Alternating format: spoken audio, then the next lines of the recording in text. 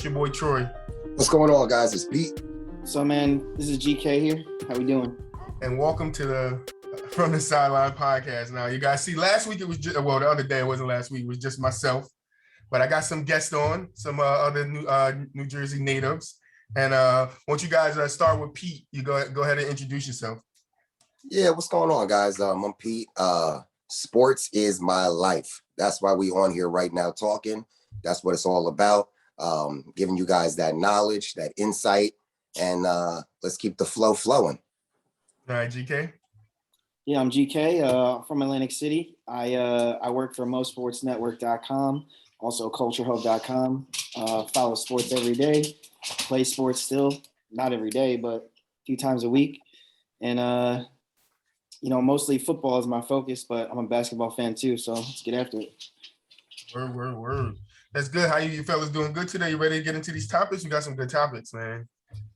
Yes, sir. We got some good topics, man. You know the first topic we got to start with, man.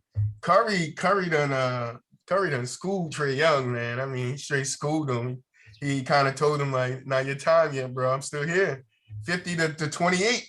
Curry with 50. Trae Young scores 28. Trae Young, he struggled in the second half of that game, too. I mean, while Curry was lighting it up, Trae was struggling. So what you guys' thoughts on the Curry versus Trae Young? I mean, I think that because Curry is so well established, it's quite possible that Trae had this, this thought in his head, like, oh, I gotta match this guy. I gotta, go point for point, bucket for bucket, a 45-foot three-pointer for 45-foot three-pointer. Mm-hmm. And he just needed to play his game. He's got a good squad over there. They represented very well last season and did better than anybody would have expected. But I will say this, and I've said it before, I do think that nobody can be Curry. But in 5-10 years, he could be the closest person to emulate the things that Curry does do out there, because we do know Trae Young is a special guy.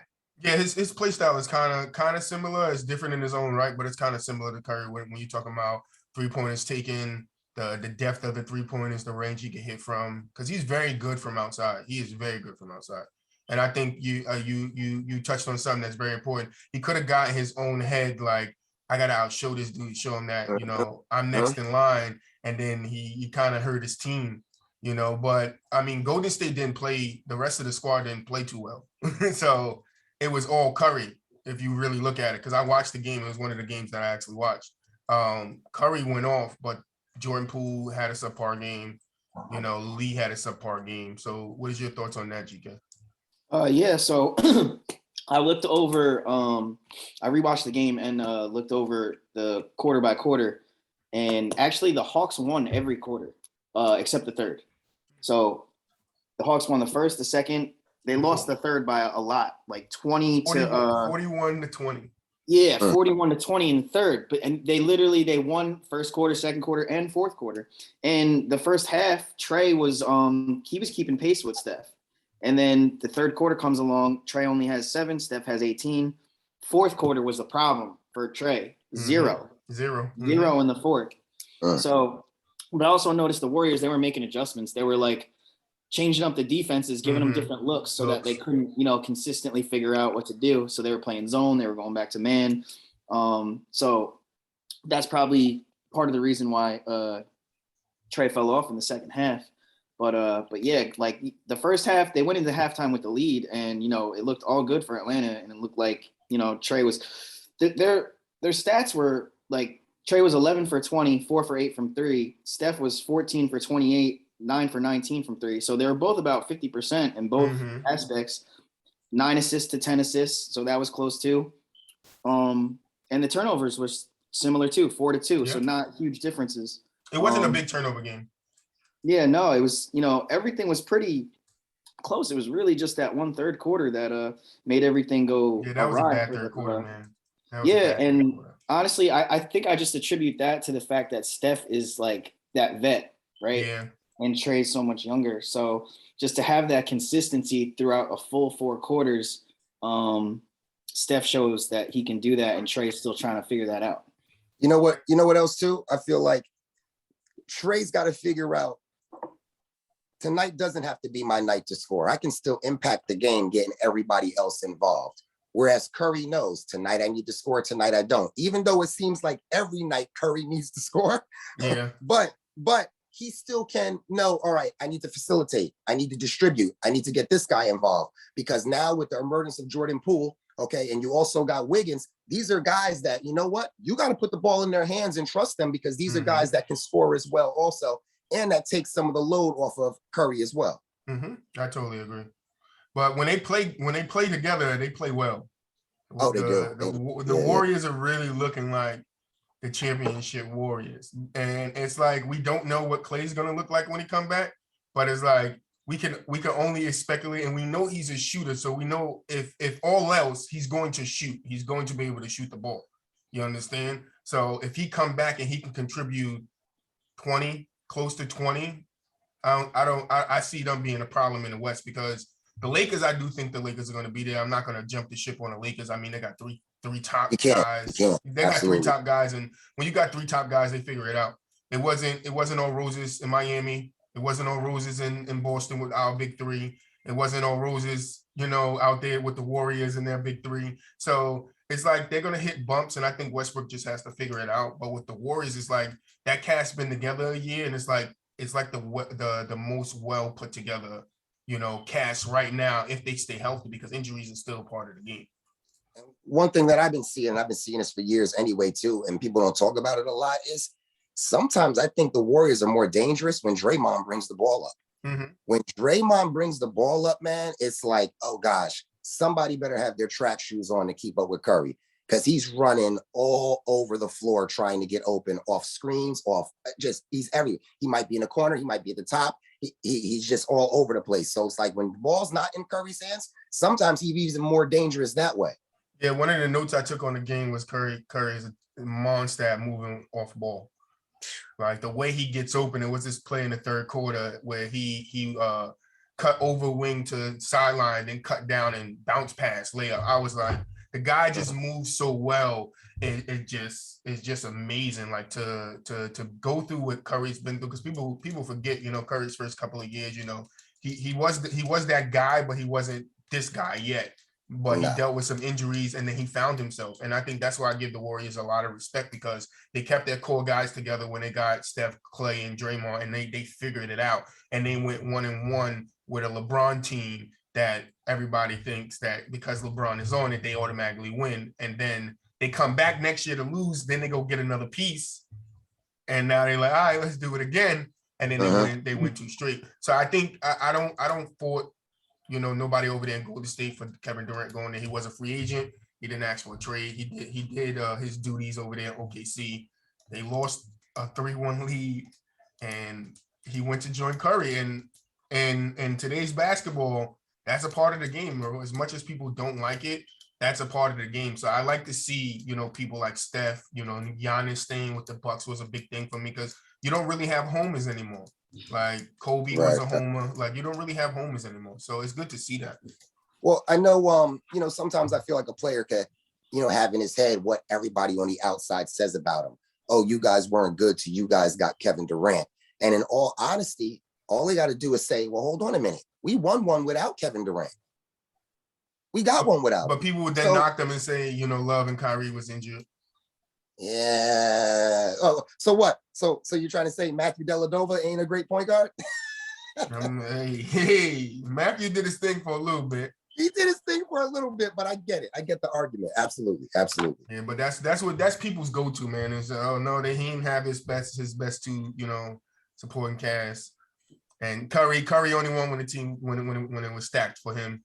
But it's like you play the game, what happens, and you finish where you finish. And even for, off topic, for Kawhi Leonard, people try to take his Toronto championship away from him, like Golden State was injured. No, that's how the cookie crumbled. Like that's it. You can't blame it on the players that Giannis went and the Suns got to the finals because everybody was injured. And that's not the Suns' fault. They were the best team when the smoke settled. You got to. We all know injuries is a huge part. Any other thoughts on it, GK? Yeah, no, a couple of things. in terms of the injury thing, it's like, you know, having the depth is part of it. Like you got to be anticipating, like there's a decent likelihood somebody's going to get hurt. So like, you know, do you have that accounted for or not? And then two other things I wanted to say. One was about when Pete was talking about Draymond bringing up the ball. I don't know if you guys know this, but Toronto's been trying some new, like, innovative things where they'll run sets, or they'll have you know, times throughout the game where they're like, all right, we're not going to slow the game down. Once you get the rebound, immediately push the ball. Mhm. Like, don't stand there and look for the point guard and waste time trying to get him. Like, you rebound the ball and then you push the ball. You either launch it or you bring it up, right? Because the analytics show that, like, in the first however many seconds of the shot clock, that's your best chance of scoring. Like, the most points are scored in the first few seconds of the shot clock. So based on that, they push the ball. So that ties in with Draymond bringing up the ball. He gets the rebound, starts bringing it up before the defense gets set. Draymond's good at making reads. So, you know, he finds the open man, you score the ball. Exactly. And then Pete, you said something right after when it's, I guess about Giannis, right? That's why I respect Giannis way more than Durant, right?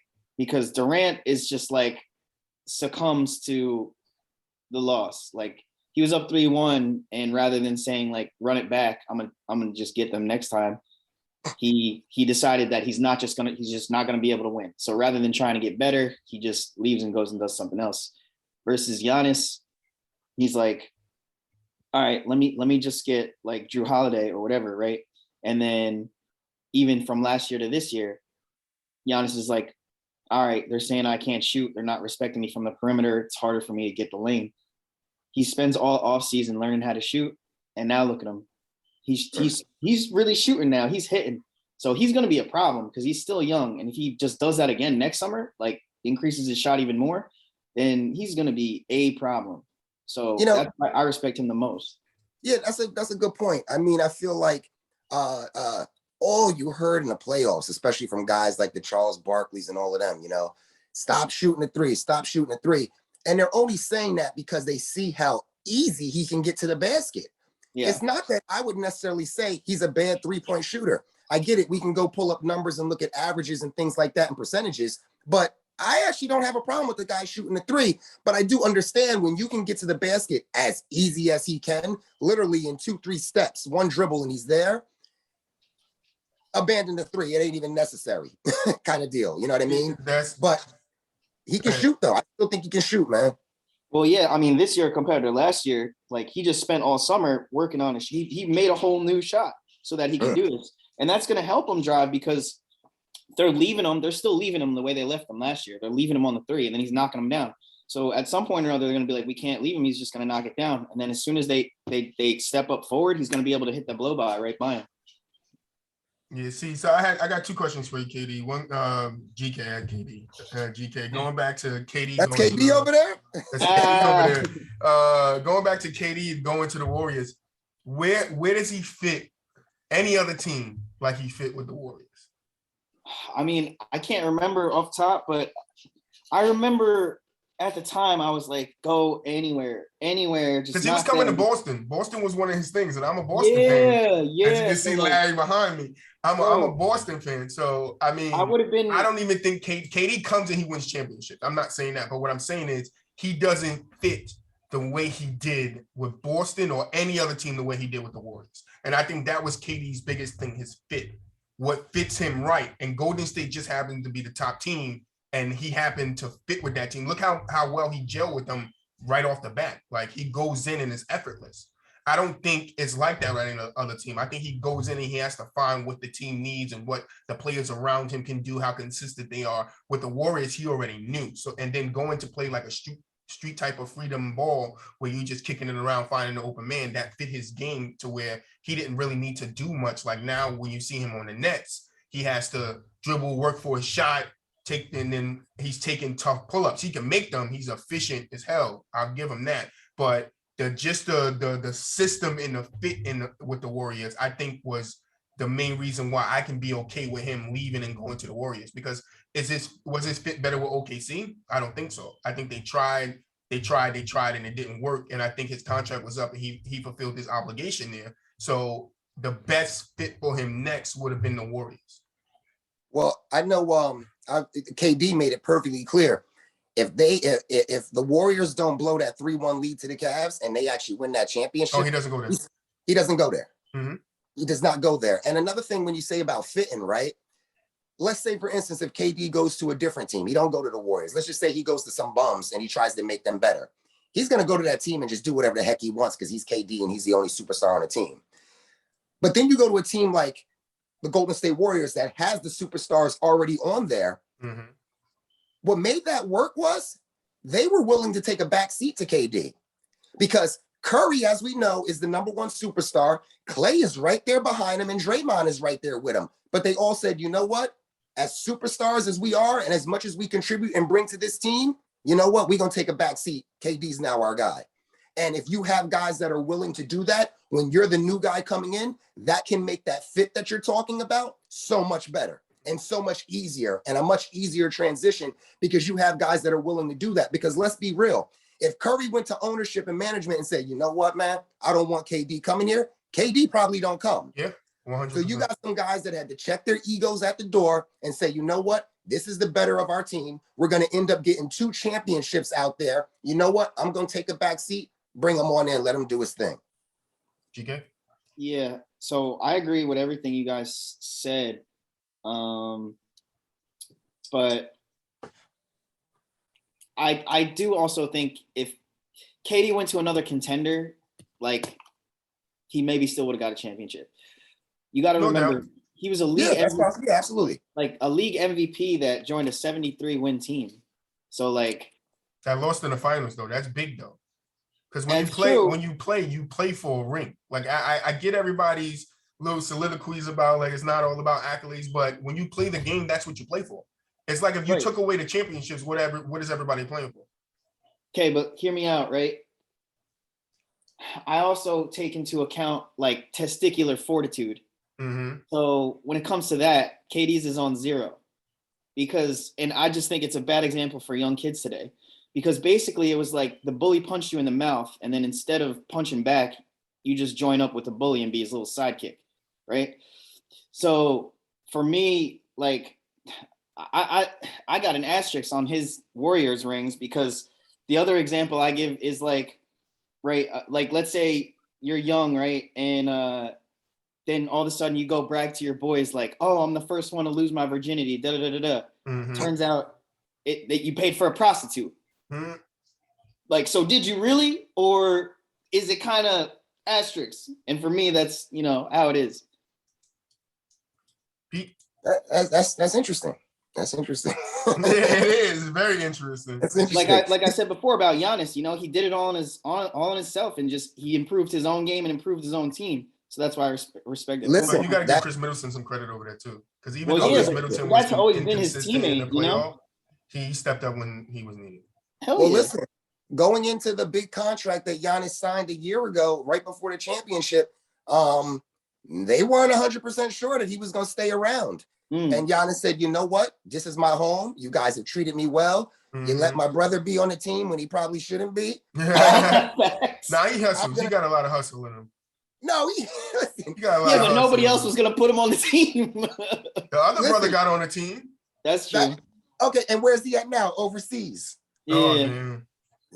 So listen, I'm not hating. Overseas ain't too bad though. Listen, you give me an overseas contract right now. When does my flight leave? Okay, right. How many minutes I play? 1, I don't care. I'm out. But no, listen.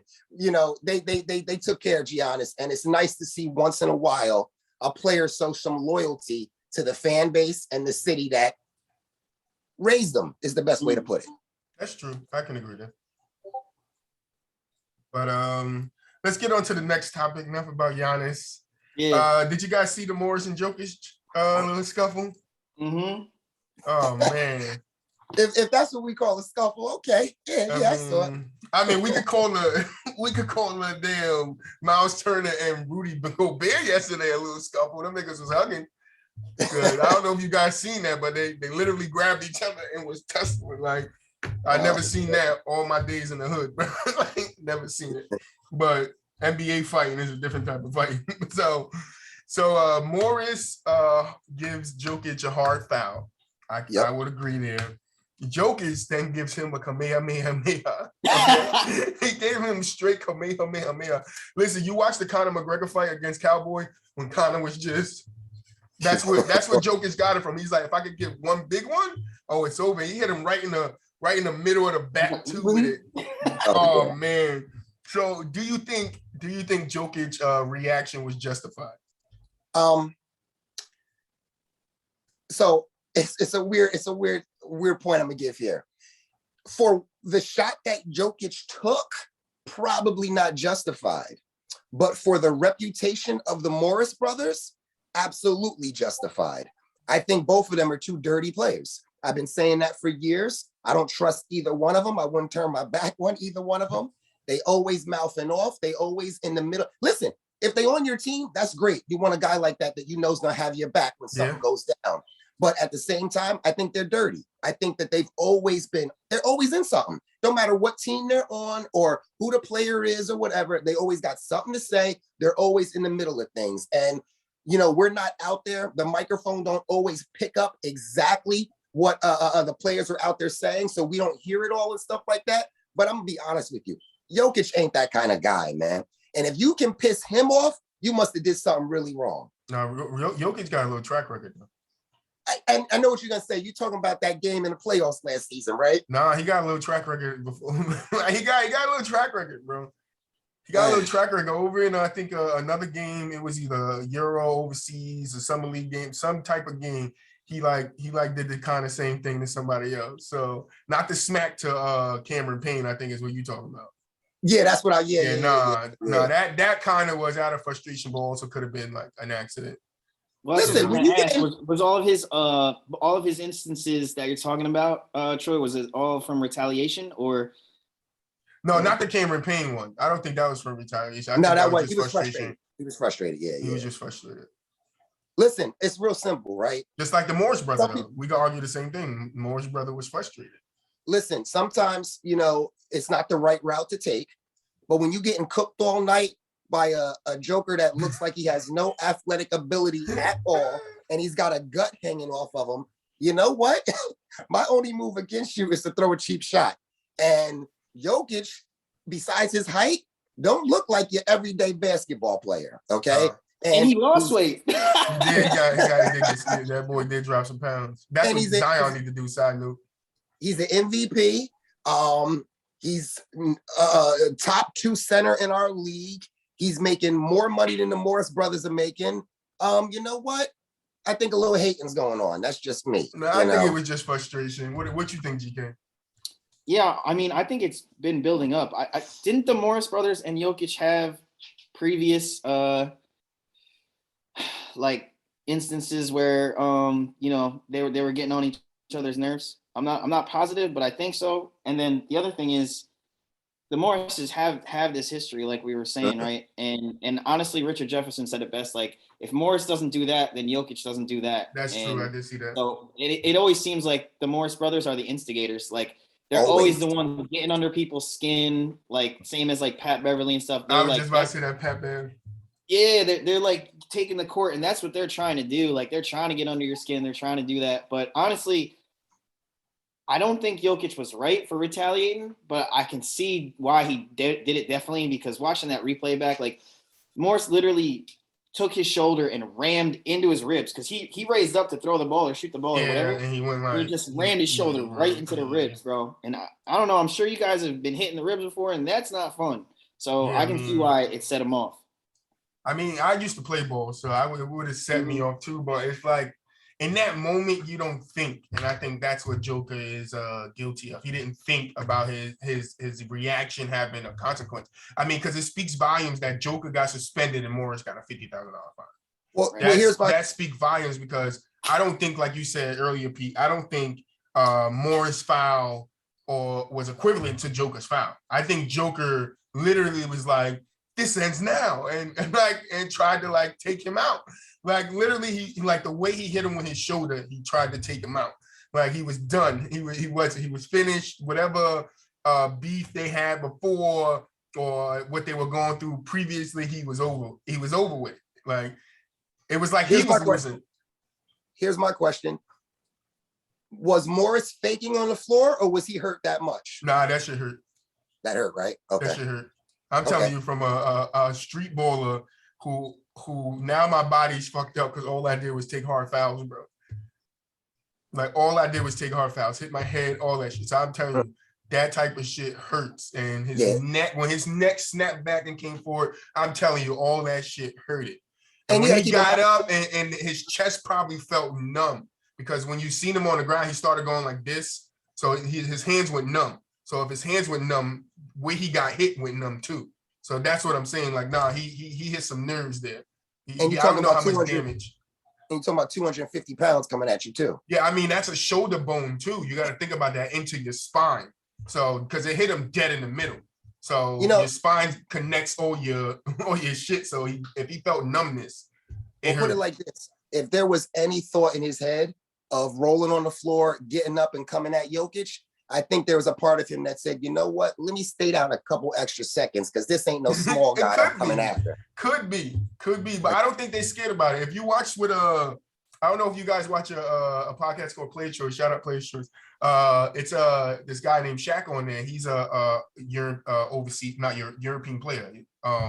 Him and this guy named Dell. But he said he knows the Morris twins, and he said it won't end well for the Jokers. It won't end well because he personally knows them. So he said, I've been out partying with him. I've been around them. So I can only take his word for it. But knowing and growing up in an environment like the Joker brother, I got twin brothers, and I can tell you my twin brothers are demons. So when it comes to that type of stuff, so I could believe the Morris brother. I could believe the Joker brother because I heard one of them take MMA, but I don't think it needs to go beyond basketball. I think it was 2 hard fouls. I think the consequences came down. I do think Morris was wrong, but I don't think Joker should have responded in that way. He could have pushed him or something like that, but blatantly hitting him that hard with that amount of force in his back is kind of a little crazy. Even Morris, doing what he does is kind of crazy. The Morris brothers, I wouldn't say they're dirty. I would just say they play on the borderlines. They play on that line. Yeah, they play on that line. I mean, listen, you got a lot of guys, like you mentioned, Pat Beverly. Some people earn their living that way in the NBA, Lance Stevenson was one of them. Lance Stevenson, yeah, Lance Stevenson. King of it. What's the name is good at that too. His name always goes by me. He's injured right now. My man for Memphis Grizzlies. Light-skinned fella. I think I know who you're talking about. I can't get his name. He's injured right now. He's another one that's real scrappy, get in your face or whatever, annoy the hell out the other team. But when he's on your team, you like those guys, man. Yeah, the new dude too, Davion Mitchell on the Kings, the rookie. That guy's gonna be a problem on defense. Did you see the matchup he had with the other Mitchell from the Jazz? They were literally banging, like they were going at it. Like that boy could play some defense, and he's gonna be one of those tough in your face Patrick Beverly type dudes because he know how to play some on ball defense. But but did you guys see the scuffle last night between Miles Turner and Rudy Gobert? I was working all night and missed it, but actually it's on ESPN right now in front of me, so I just caught it. Did you see the scuffle? There was a lot of hugging. Did you see it, GK? I didn't see it. Oh man, you gotta go take a look at it, man. There was a lot of hugging. It was like he got the block. Gobert went down, turned it down, turned the guy up, pushed him. Gobert turned around and hugged him. Like, I don't know what that is. And then it looked like too, after like both guys fell down on the floor and they kind of each were complaining to the referee and he kind of ignored them both as they got up off the floor to run back down the court. I mean, Turner hit him with the most softest shoulder bump ever. Yeah, just to kind of let him know, like, I didn't like what you did. And then Gobert just went and hugged him. Right. He tried to scrap with him. Like, I don't know what's going on. The tensions are high in the NBA right now. What I did see, though, was, it's a little bit of an afterthought, but, he might get in some trouble, too, because I saw Joe Ingles. He shoved the referee, and they don't play that. So he could be looking at I think 4 people got ejected. Okay, yeah, he shoved the referee. So yeah, I think 4 people got ejected during that instance. But off the fighting, because it ain't really fighting in the NBA. It's just a bunch of love taps and hugging. Don't hold me back. Don't hold me back. Yeah. And one last thought for anybody that thinking Jimmy Butler ain't about that life, go try him. All right. But let's talk about, because Jimmy about that life, bro. Jimmy, you see what Jimmy did in Minnesota, bro. Jimmy is about that life, bro. I agree, he is. But I do remember one incident where he got punked. Okay. I'm a big Brooklyn Nets fan. And I remember a game specifically when Jimmy Butler, and he was a lot younger, when he was on the Chicago Bulls, my man Joe Johnson punked him. Oh, Joe Johnson ain't no joke. He stuck his finger in his face and poked him in the face. And Jimmy went wild, but Jimmy couldn't get to him because the team was holding him back. But, you know, shout out to Joe Johnson. Jimmy about that life. But I gotta say, one of the biggest surprises moving on to the next topic for me is this Grayson Allen he's gonna be a key for the Bucks, bro. To have somebody that's like to can hit shots just like Middleton is crazy for the Bucks. Middleton being out right now, Grayson Allen is stepping up. Like, I have Grayson Allen numbers for all the games that he had, and I don't think, if I'm correct before I look at him, I think he only scored in single digits one game. Right. Well, you're already, you know, what are we? However many games into the season, we're probably looking at. I get it, it's early, but that's your front runner for most improved player. It's got to be. He's averaging 15.4 right now. Even better than that as of late, though, because he had a slow start, but now he's been crushing it though lately. Right. Yeah. Listen, I'm a big Duke fan, man, so I know all about him. He used to have a bad reputation of being a dirty player. Like, literally, you can go on YouTube and probably watch like a 5-minute video of all his dirty plays. Yeah, Grayson Allen, when he first got into the league, was kind of questionable. Yeah, every time he fell down, he would stick his leg out and try to trip you so you couldn't get back up the court. Like, that was his thing he used to always do over at Duke. But he's balling right now, and a guy like Dante DiVincenzo, who seems like he's been injured forever. Yeah, that was my boy. His spot might be, in question. Not but saying Grayson might know that too in the back of his head. Like, yo, I could get a permanent spot here. This is my time. I mean, listen, who wants to bounce around the league? You don't want to bounce around the league. You want to find a home. They gave him 20 mil. Yeah, I think. And 2 years. I think that's the key. They're giving him time to show that he could be that for Giannis, and he's going to be probably. I don't know if they're going to keep him. They keep him coming off the bench, but. Well, Dante DiVincenzo was in their starting lineup last season before he got injured. Then he was out for the rest of the season. Now Grayson Allen's in the starting lineup. Now keep in mind, there's a guy Middleton who's also not out there. Yeah. So, and you know he's starting when he comes back. Yeah. So DiVincenzo and Grayson Allen, I'm sorry, I'm playing the hot hand. Yeah. Listen, like we were talking about before, anticipating injuries and stuff. This is a good problem to have. Because now you know if later down the line, come playoff time, if God forbid either DiVincenzo goes down or Middleton goes down or whatever, you know, you have someone you can put right in there that's still going to give you 20 plus, still going to give you 45% 3-point percentage, you know, and he's a dog. That's the biggest thing for me about him. Well, DiVincenzo is too, but like, it's for me, his mentality and his fortitude, like, He goes on the court and he thinks he's the best player on the court. And I don't mind. It's a little bit cocky, but yeah, I'll take that guy on my team all the time. Like, I want you to think that you're the best man on the court. Like, go ahead. Confidence. That's what I call it. Confidence. Yeah, he's very confident young man. When that game was the Philly game 2 nights ago that they played against them, you know, in the fourth quarter when the game was still close. On the ninth? He was taking big shots. Stepping right up and taking big shots. Yeah, in the Philly game, he had 25. Yeah. I fucking fourth quarter game was still close, and he just was lights out. Yeah, he's playing big for them, man. He's shooting well too. In the Philly game, he shot 56% from 3, 5 for 9. The New York game, he went 5 for 11. The New York game on the 5th, he went 6 for 9. So he's not shooting bad from the 3. That he's making his shots. I only see 2 games where he shot 25% from the 3. And that was early in the season. You know, the younger guys sometimes, man, they just need the right fit and to get a chance. That's it. I always say that too. I always tell people when they talk about players, they always miss one key aspect of a player, and that's the system he plays in. That's the system he plays in. That's a very important part of it, because if you could get the most talented player in the world and put him in a system that does not fit his talent or his skills, and he will not succeed in it. Right. So people forget that. Like, you need a system. That's why when LeBron goes, a system goes with him. Because if you don't bring a system with LeBron, you're gonna waste his time. So that's why LeBron kind of implements his own system and tries to find the pieces around and put the pieces around him that helps him with the system that he wants in place.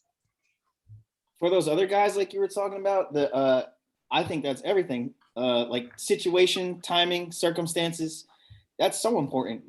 For so many of those, lesser known or like undrafted or late in the draft players, like that don't have super high expectations, everything is circumstance and opportunity, and it's so hard to get that. Like there's probably so many good players left on the end of the bench that could be starters or significant players that they'll just never get the chance, and then that's how their whole career is going to go.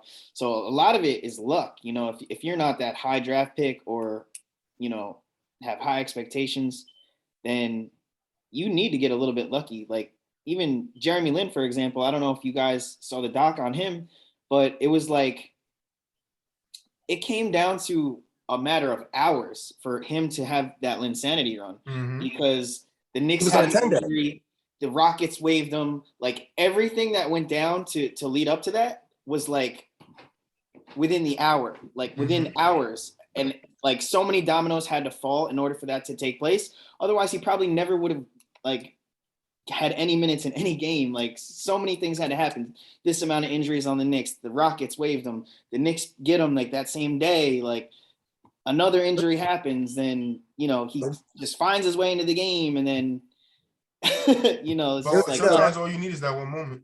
Yeah, and Lin proved that. The Warriors waived him. Yeah, Warriors waived him. And then he was on a 10-day contract with the Knicks, and like you said, he was at like the tail end of that. Okay, and in a game against the Nets, he got some garbage minutes and dropped like 20, and then the rest was history. Yeah, so there's a lot of guys, man. You'd be surprised to get these 10-day contracts and literally get like in the entire 10 days 5 minutes of playing time, because a lot of times they give you that 10-day contract just to fill out the bench, not even to really get any meaningful minutes. right. So it's a tough job. We all love it and would love to be in that situation and be playing basketball for a living, but at the same time, hanging on is tough. Totally agree. Yeah. So moving on to the Lakers, man. They won their last game, I believe. Yeah. They won their last game. They've been in a lot of barn burners against teams that they should not be in barn burners with. Yeah, see, that's my problem with the Lakers is like, how good do you think they're going to be without like LeBron being out a week? Like they did get one win. They lost the first one without him. Then they got the second win. Like I don't see them falling, because you still got two stars there. Like, and that's what I said. I'm not jumping off, thinking that the Lakers are going to be some booty team. They're not. Westbrook will figure it out with AD. If it's just throwing him lobs all game, they will figure it out. Like, and without LeBron there, you give Westbrook a little bit more space to be himself in that. You understand what I'm saying? So I'm not pressing the panic button on them, but I don't know how they doing this week without LeBron, or if LeBron is going to miss another week. What do you guys thoughts? Well, LeBron missed 6 games so far, right? I believe so. He's missed a couple. They're 4-2, and the Thunder game they should have won. They lost to the Thunder twice. Blazers, right? With huge leads, with big leads. Yeah, that's been happening for some reason this beginning of the season. Nobody's gonna call the Lakers better without LeBron. That's stupid. They're not winning a championship. They're not doing anything without LeBron. But at the same time, when you got Anthony Davis and you got Russell Westbrook and you have Carmelo Anthony and the other supporting pieces that they have, these games shouldn't still be as close as they are. Why are you going to overtime every single night? Why are you blowing 26-point leads against a team that has no wins? OKC has 2 wins, and both wins came against you guys. And on top of it, you had a 26-point lead in one and a 19-point lead in the other. With Westbrook on your team, Anthony Davis on your team, and Carmelo Anthony on your team against a team full of a bunch of 20-year-olds. OKC, by the way, has 4 wins now. Now they got 4 wins. I'm saying at that point in time. Oh, okay. So it's just like, I get it, you don't have LeBron, but I can't use LeBron as an excuse for these close games, these nail biters. Like, these are games where, like, by the 4th quarter, you should have already put these teams out of there. Now you're making LeBron feel like, oh, dang, I might need to rush this injury and rush back because my team needs me that bad. You guys should be able to hold down the fort a lot better than what you've been doing with this guy being out. This is gonna sound crazy, but I almost feel like it's a good or healthy thing for them to be dealing with this now. Because if they, like, let's just say they cruise all the way to, like, you know, almost playoff time, and then they started running into these problems, right? That'd be tough to figure out. But because they got to figure it out now they have all season to figure it out. So I'm thinking LeBron is one of the smartest basketball people that there is. So he's going to figure it out, whether when he's on the floor and even off the floor, like from just the guys, this is what we need to be doing standpoint, even when I'm not out there. And I think Russ is starting to figure it out too, because I feel like, in my personal opinion, he's starting to play better. I mean, the 8 turnovers in the last game was pretty bad, but he did get a triple-double, so he's just got to clean some of that up. But I think just being around LeBron, that's going to help him. Like,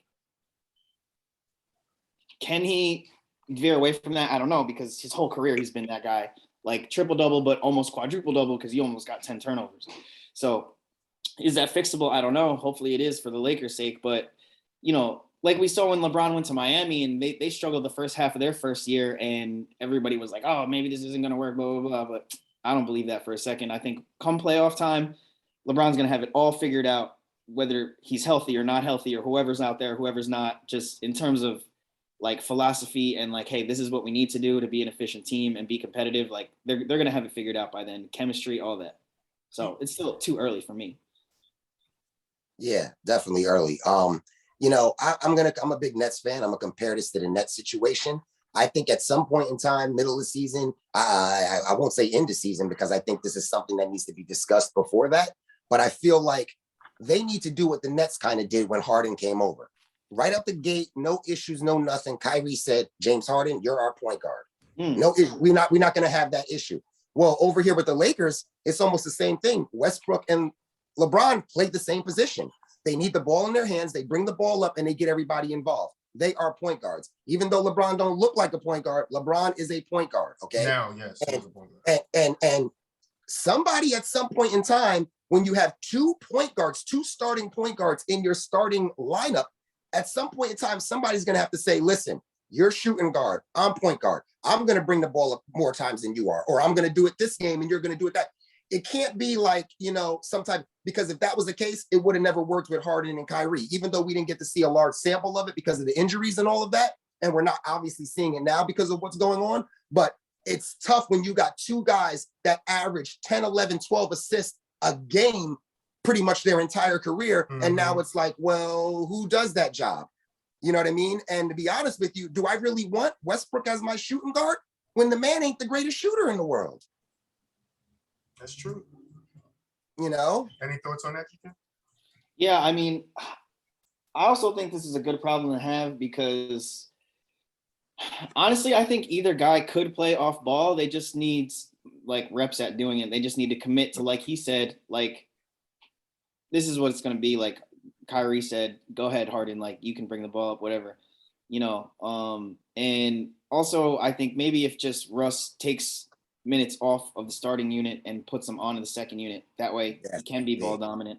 But you honestly, like, it's hard to tell me you can't put Russ on the hash or LeBron, put them on the wing, and at some point when the ball comes around to them, like, they can still operate off the dribble. So it's not like they're forced to be catch and shooter or forced to be 4-second ISO play. Like, you can still swing them the ball and let them operate off the dribble when it comes to them. They don't necessarily have to bring the ball up, but that's all like commitment to deciding, like, this is what we're going to do. This is how we're going to do it. And then getting the reps in and building the chemistry around that. But it's just like, they can't go in all, wishy-washy and like not really have that decided ahead of time. Like, they got to decide now. But like I said before, they have all season to figure this out. So if I had to bet, I'm going to bet that they'll figure it out. Yeah. I think the Lakers are fine. Just like I think the Nets are fine. The Nets are 8-4. The people was talking, they lost a couple to open. They're back on track. We running smooth now. We in gear now. Yeah. I mean, there's some surprising teams, in the NBA right now. Washington is like crazy. Like who expects Washington to be leading the conference right now? I know we're Listen. early, but you got Washington, How? Chicago, Brooklyn, right? And then I think people like one thing I wanted to say about, because we're talking about the Lakers and Westbrook. I hear on TikTok is like, oh, the Wizards doing good without Westbrook. Is Westbrook full? And it's like, nah, Westbrook got them to the playoffs, bro. And on top of that, Westbrook is a different type of player than the pieces they have now. The thing about the Washington Wizards now is that the pieces they have in place, they all move together. They all move together. You Dimwitty, Bill, all these pieces they have, they move together side by side, and that's what's having them win games. Is because if Bill's missing, Dimwitty can step up. You got other shooters out there. You got Montrezl out there going crazy, which I think the Montrezl thing is funny. To leave the Clippers, go to the Lakers, get sent to the Wizards. That's just funny to me. All right. You go from two top teams but now they're making a case for themselves. The Wizards are a crazy team. The Bulls, we kind of expected as having 3 stars. I wouldn't say they have a superstar, but I mean, you could kind of consider Zach probably a superstar in some people's eyes, Zach LaVine. If we're talking about the game of basketball, yeah, he has great stats, but he hasn't done anything yet in his eight seasons or however long he's been in the, I think it's 8 seasons. But yeah, who's your surprise for the NBA besides the Wizards? Well, just to touch on the Wizards real quick, I mean, what the Wizards are proving is when you got NBA talent, you got NBA talent. And what I mean by that is you got guys that were in the shadows of superstars over in LA. Your Montrezl Harrell always came off the bench and did a little bit of dirty work here and there. Now he's getting significant minutes and probably one of the most hated Lakers over the last couple of years. And I won't say hated, but he got a hard time. He was always given a hard time. It's Kyle Kuzma. Yeah, I forgot to mention Kyle Kuzma. He got such a hard time. Everybody was hard on the man. Oh, this, that. Dude is over there shining. Put a guy like that, take him away from all those superstars and let him be himself. Let him find his own path on a young team like the Wizards. And then that's when people start to shine and you realize, you know what?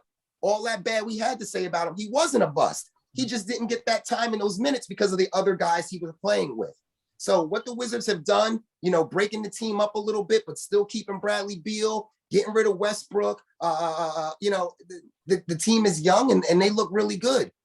Big time surprise. It's just a matter of can these teams sustain it? Yeah, because you always got those surprise teams at the beginning of the season. You could sit there and say the Nets were surprised because they started off so bad, and you could say the Wizards were surprised because they started off so good. But watch how quick that could flip. It's already flipping for the Nets because now they're playing good already. Yeah, Nets going. I'll tell you now, Nets probably going to be on somewhere in the top of the tiers on Tuesday when I do my tier. When we do the tier. Yeah. Nets got to move up from where I have them because I got them in. I don't know if you've seen the GK, but I did a tier list on the first episode where I ranked the NBA teams on how they performed in the first 2 weeks and a half. I'm gonna try to do it every Monday's recording, so we'll do a new tier every Monday. If you guys would want to help, that'd be great. We can figure out time to have a meeting, sit down, have a conversation about where teams go where and stuff like that. But I did have LA and Nets in a bracket called should be at the top because during those 2 weeks they were struggling, but the Nets are going up. They're going up. I don't know what I'm gonna call the bracket, but they're going up because they have been playing ball. Kevin Durant is having an efficient year early. I mean, a very efficient year. He's shooting at a very high clip right now. The Nets won 5 in a row. They were going for 6 against Chicago. And as a Nets fan, I still had the Nets picked to actually lose that game because they were on a back-to-back and they were on the road. Mm-hmm. So I just felt like after winning last night in Toronto, I don't mean last night specifically, but that night, winning in Toronto, hopping on a plane, flying to Chicago, who knows what time they got in the morning, quick shoot around, boom, you got a game. I felt like that was the game they were going to lose. But they lost it, like I said. The very next night, they got a night off. The very next night, they go into Orlando, which was perfect when you're coming off a loss. Orlando's the right team you want to see. And then they run into Orlando and just completely blow them out the water. So I think the Nets are right where they need to be at. If you're winning 5 out of 6 every 6 games, you're going to be a first-place team when it's all said and done. They're right on the cusp. Any thoughts, GK? Just in terms of what you said before about surprises, in the West, really my only surprise is that the Warriors only lost 1 game. I mean, 10-1 now. Obviously, they got Steph, so there was a decent shot at them being, in the top 8 or whatever, but I wasn't expecting them to be 10-1. That's for sure. And then 7-1 at home. in the 0-3 East, on the obviously road. you mentioned the Wizards. Mhm. That's the obvious one, but it surprises me that the Hawks and I was the just about to Celtics. bring them up. Hawks and Celtics. Hawks are 4-8. Celtics are 5-6. I was expecting better from the both of them, to be honest. Well, Boston, we getting it together. All right, Boston, we getting it together. All right, we got to figure some things out. We get it together. The Hawks, they got the same team from last year, so I don't understand what's going on out there right now. I do not understand what's going on. When I rewatched the Warriors game, like I said, they looked good. Actually, they looked good for 3 out of the 4 quarters. They looked real good. But it's not producing wins. They're 4-8. Like, right. It's the it's not consistency producing thing. wins. Yeah, that is not, and you can start the season that way, but they got to change. Like the first 10 games really tell you a lot about a team. Like it shows you their struggles, what they need to work on, and then the rest of the year we can see if they work on them things. Right now, Atlanta is struggling at a lot. They shoot the ball at a high clip. They hit shots. They keep themselves in games, but they're not winning the games. It's the same for the Bucks. The Bucks are in 9th place right now. They're 1 game or half a game back from the lead, from the eighth seed. But it's like they haven't been playing well either. And I know they have some pieces missing, but when you have the best player in the universe, in Giannis Antetokounmpo, you should at least be keeping up with the 76ers without their second best player. Yeah, at least 500 in my opinion. Well, I think one thing that is showing right now with Atlanta is a veteran on their team would come in handy big time right now. I feel like when you have who's the veteran last year? They're a veteran last year, and they still got him. Who, Gallinari? Oh, Paul Millsap wasn't there? I don't know why I'm thinking Paul Millsap was there. No, Paul Millsap wasn't in Atlanta, and if he didn't have an impact. Yeah, I don't think he was. I just for some reason pictured them in a red uniform. I don't know why. Yeah, I feel like they need a veteran. When you're a team that as young as they are, everybody's in early 20s. Mm-hmm. Let's be real. You came into this season straight up like we the ish. Okay. Only one team in the East was better than us. That was Milwaukee. Please, we gonna do exactly what we did last year. This is our league. This is our Eastern Conference. We good. And that's where you needed a veteran to say, hold on a minute. Every team done got better.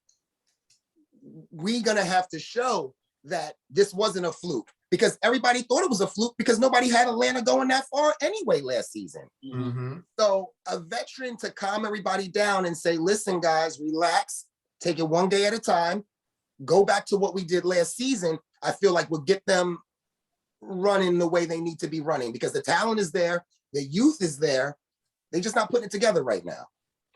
And it would be a huge fall off to make it to the Eastern Conference Finals and then not even make the playoffs the very next season. 100%. That's like Nate McMillan will lose his job very quickly if you were on an intern contract and then the team gave you a good contract because of what you did with the team last season, and then the very next season you don't even make the playoffs.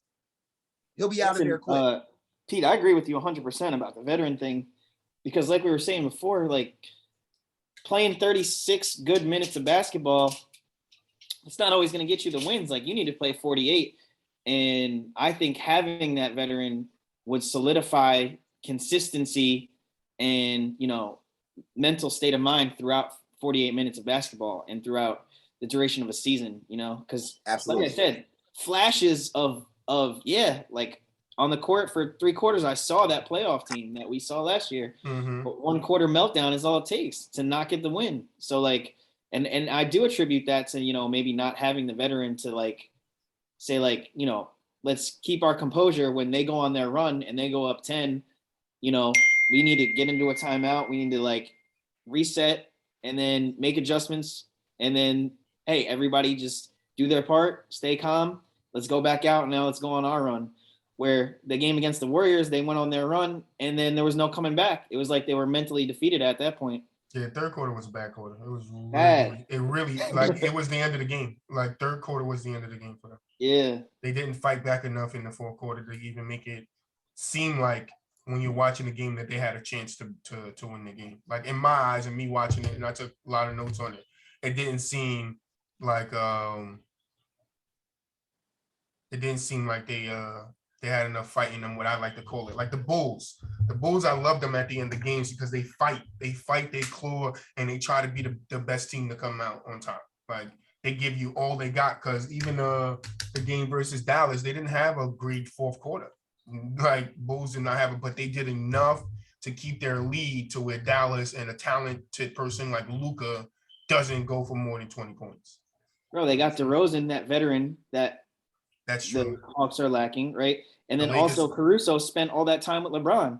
So both true. of those guys. Caruso's a big come out for me. Caruso, he's showing out. He's showing out. Caruso has a I lot love to Caruso. prove. And if you guys didn't watch his JJ Redick interview, you gotta go watch it. He has a lot to prove because he talks a little bit about the contract, because he wanted to stay with the Lakers. But when he got the offer from the Bulls, he went to them like, yo, you give me this. They was like, no. He's like, all right, give me this. And he was like, no. He's like, all right, then I'm out. But it's like, for him, it's like, look at where he came from. It was like 3 years of teams telling him he wasn't good enough to play in the league, to him actually getting a chance. And now he's like, I got to take the biggest bag I could get because tomorrow's not promised to me. Like when you look at the type of things I had to go to get here, tomorrow's not promised to me. And you look at some of the guys that we think should be in the league, that's out of the league, that's still young right now. They're a testament to that. Like tomorrow's not promising in the NBA. Listen, everybody does this for the ring. Everybody wants the championship. But at the same time, when you're a younger player, I feel like it's okay to take the money and go to a team that's maybe not as good as the team that you were just on, especially if you're an unproven player or a player that's still trying to prove himself, because you're not going to be able to prove yourself as much as you can with less talent, opposed to playing with your LeBrons and your Anthony Davis, because you're not going to get that many opportunities. So if you're an older player and you want to go to that team with the superstars already and they're that close to winning a ring, that's different. You're older, you're not in the prime of your career anymore, and all you care about now at this point is championships, and you're most likely taking a smaller paycheck to even go to that team. But for a guy like Caruso, who's super young, who even though he showed out in LA, still was in the shadows of all those other superstars and didn't get the recognition that he could have got, this is the perfect place for him to go to. Don't get me wrong, Levine is still the big superstar over there, and DeRozan is still the big superstar and all of that, but he can still come off that bench as their sixth man. And I watched the game against the Nets the other night. I haven't got to watch a lot of Chicago. I just been following how good they've been. I got to watch the game against the Nets the other night. The Chicago fans love Caruso. Oh, yeah. The second he comes in that game, the place gets loud. Caruso in the Dallas game scored 11 points in the third quarter when he came in off the bench the last 5 minutes of the quarter. So, I mean, he's a big piece for them. And if he could do that and be consistent that all year, the Bulls, like I had in my tiers Monday, they could be in the finals. Like, that's no joke. Like, even this early, you can tell they have enough talent and they play well enough together that they could push themselves if all the pieces fall in place like the Suns did, you know, because we don't know what the Bucks are going to look like. Is Chris Middleton going to stay healthy all year? Can Grayson Allen keep up what he's got going? We don't know what's going to happen with the Nets. Is KD and James Harden, is James Harden hamstring done being a factor, or is he going to go down later in the season with another hamstring injury? Looking kind of husky out there. Right. We don't know what's going on with him. Leave him alone. We don't know what's going on with Kyrie and New York mandating a vaccination for fucking its workers, like, which is restricting him from playing ball right now. And anybody out here blaming on Kyrie, you need to go put your head in the toilet and flush it. And just while you flushing it, just sing the song, I Want to Go Down the Hole, because it's not Kyrie's fault. You can't force this man to do something that he doesn't want to do. We all have free will, and Kyrie has free will, bro. I'm not knocking Kyrie for not being there, but I know his team and fans will love him to be there. But the new mayor of New York said that Kyrie has to work that out with the NBA, but he literally cannot because you have a mandate. Right. So I don't know what the Nets are going to look like. I want to say one other thing too about Chicago, right? DeMar DeRozan, I feel like this guy is 100% playing with a chip as well too, because let's be real and put ourselves in his shoes. It couldn't have been easy watching the same year you got traded for Kawhi Leonard, watching Kawhi win a championship with the team you've been at your whole career. That's not easy to do, okay? It's almost like you traded me for him and he got you over the hump. And he didn't get you over the hump 3 seasons later, 4 seasons later. He got you over the hump the very same season you moved me out of there. While being low managed. You know, exactly. That's another good point. You know what I mean? So I feel like a guy like DeRozan, I was watching him against the Nets the other night, man. The dude even looked like he put on some weight. The mid-range is one of the best in the NBA. Okay. He is a huge I was key thinking about that. Who has And the him best little shoulder turn fade away? DeRozan's Yeah, is man, up there, bro. DeRozan proves to you that you don't need a 3-point shot to exist in Impact this the game. league. Mm-hmm. You don't. Got You don't. one though. He's got a little one now. From It's gotten Toronto better, to now, absolutely. yeah, he's got a little one. The biggest Especially thing in the corner. The biggest thing I said watching the Dallas and Chicago game yesterday, I was like, I think it's just DeRozan being back in red, bro. I just think it's him being back in a red uniform. Now he's like, nah, bro. I feel like I'm home. Like, and he's balling. I think he does have something to prove. To watch his best friend, not only what you said about Kawhi Leonard going there. He watched Kawhi win one with his best friend. He watched Kawhi win one with his bet. He couldn't help his bet. Like, as a man, you know that bothers him in his head. He's just like, yeah, I couldn't help my best friend win one, but this dude just come along and he hits some crazy 4-bounce shot to go to the finals and then beats a hurt Warriors team. Like, why couldn't the chips fall into place for me that way? Because they did. They fell in, the cookies crumbled in Toronto's lap so well that year. You understand? But every year, DeRozan, he had an obstacle in his way, and it was one obstacle for that Toronto team. And I don't know if you remember the long nights of Kyle Lowry after the game, staying up with the lights off in the gym shooting threes because he was breaking them in a playoff series against LeBron. But LeBron is that obstacle for him, and I think if he still was in Toronto, and LeBron was still in the East, he's still a problem for DeRozan. I don't think they ever get over LeBron. So I think the trade needed to happen. I think that's a point people are missing too. I think that trade. Well, it definitely needed to happen when it ended with a championship. Can't ask for nothing better. But let's move on to NFL, man. You guys got your picks for the weeks? Yes, sir. You got your picks for the weeks? We're going to go game by game. Start with last night's game, man. What happened, Pete? What happened on last night's game? Those are your Ravens, right? No, I'm a Giants fan. No, I'm just messing with you. A Giants fan like me, man. Oh, my Ravens. We don't fly over here. Those birds got shot down tonight. Somebody was out there playing skeet shooting. It was Miami. They was playing it with Lamar Jackson. But what happened to the Ravens last night? So I didn't get to watch the game. I was working, but the one thing I do look at is, for some reason, in primetime games, when the underdog is at home, stuff happens that's not supposed to happen. And last night was a perfect example of that. They were underdog in primetime at home. What happened that wasn't supposed to happen? They won? They won. They weren't supposed to say some stuff happened in the game? Well, not only that, but like, I believe the score was what, 6-3 going into halftime? Something like that? I was definitely expecting the score to be a little bit higher too. Yeah, because you expect Lamar to go out there and bomb it away and run it away. Like for some reason, there's some drives where I'm like, all right, the Ravens offense is unstoppable, because whether they're running, throwing, or like the coverage is good and then Lamar just scrambles around and then they get a first down regardless. Or they press up on him and then he just dumps it over the top. They get that short pass, run for the first down. Like, they should just be moving the chains like every single time they have the ball. And then it's not always like that. It's only like that sometimes.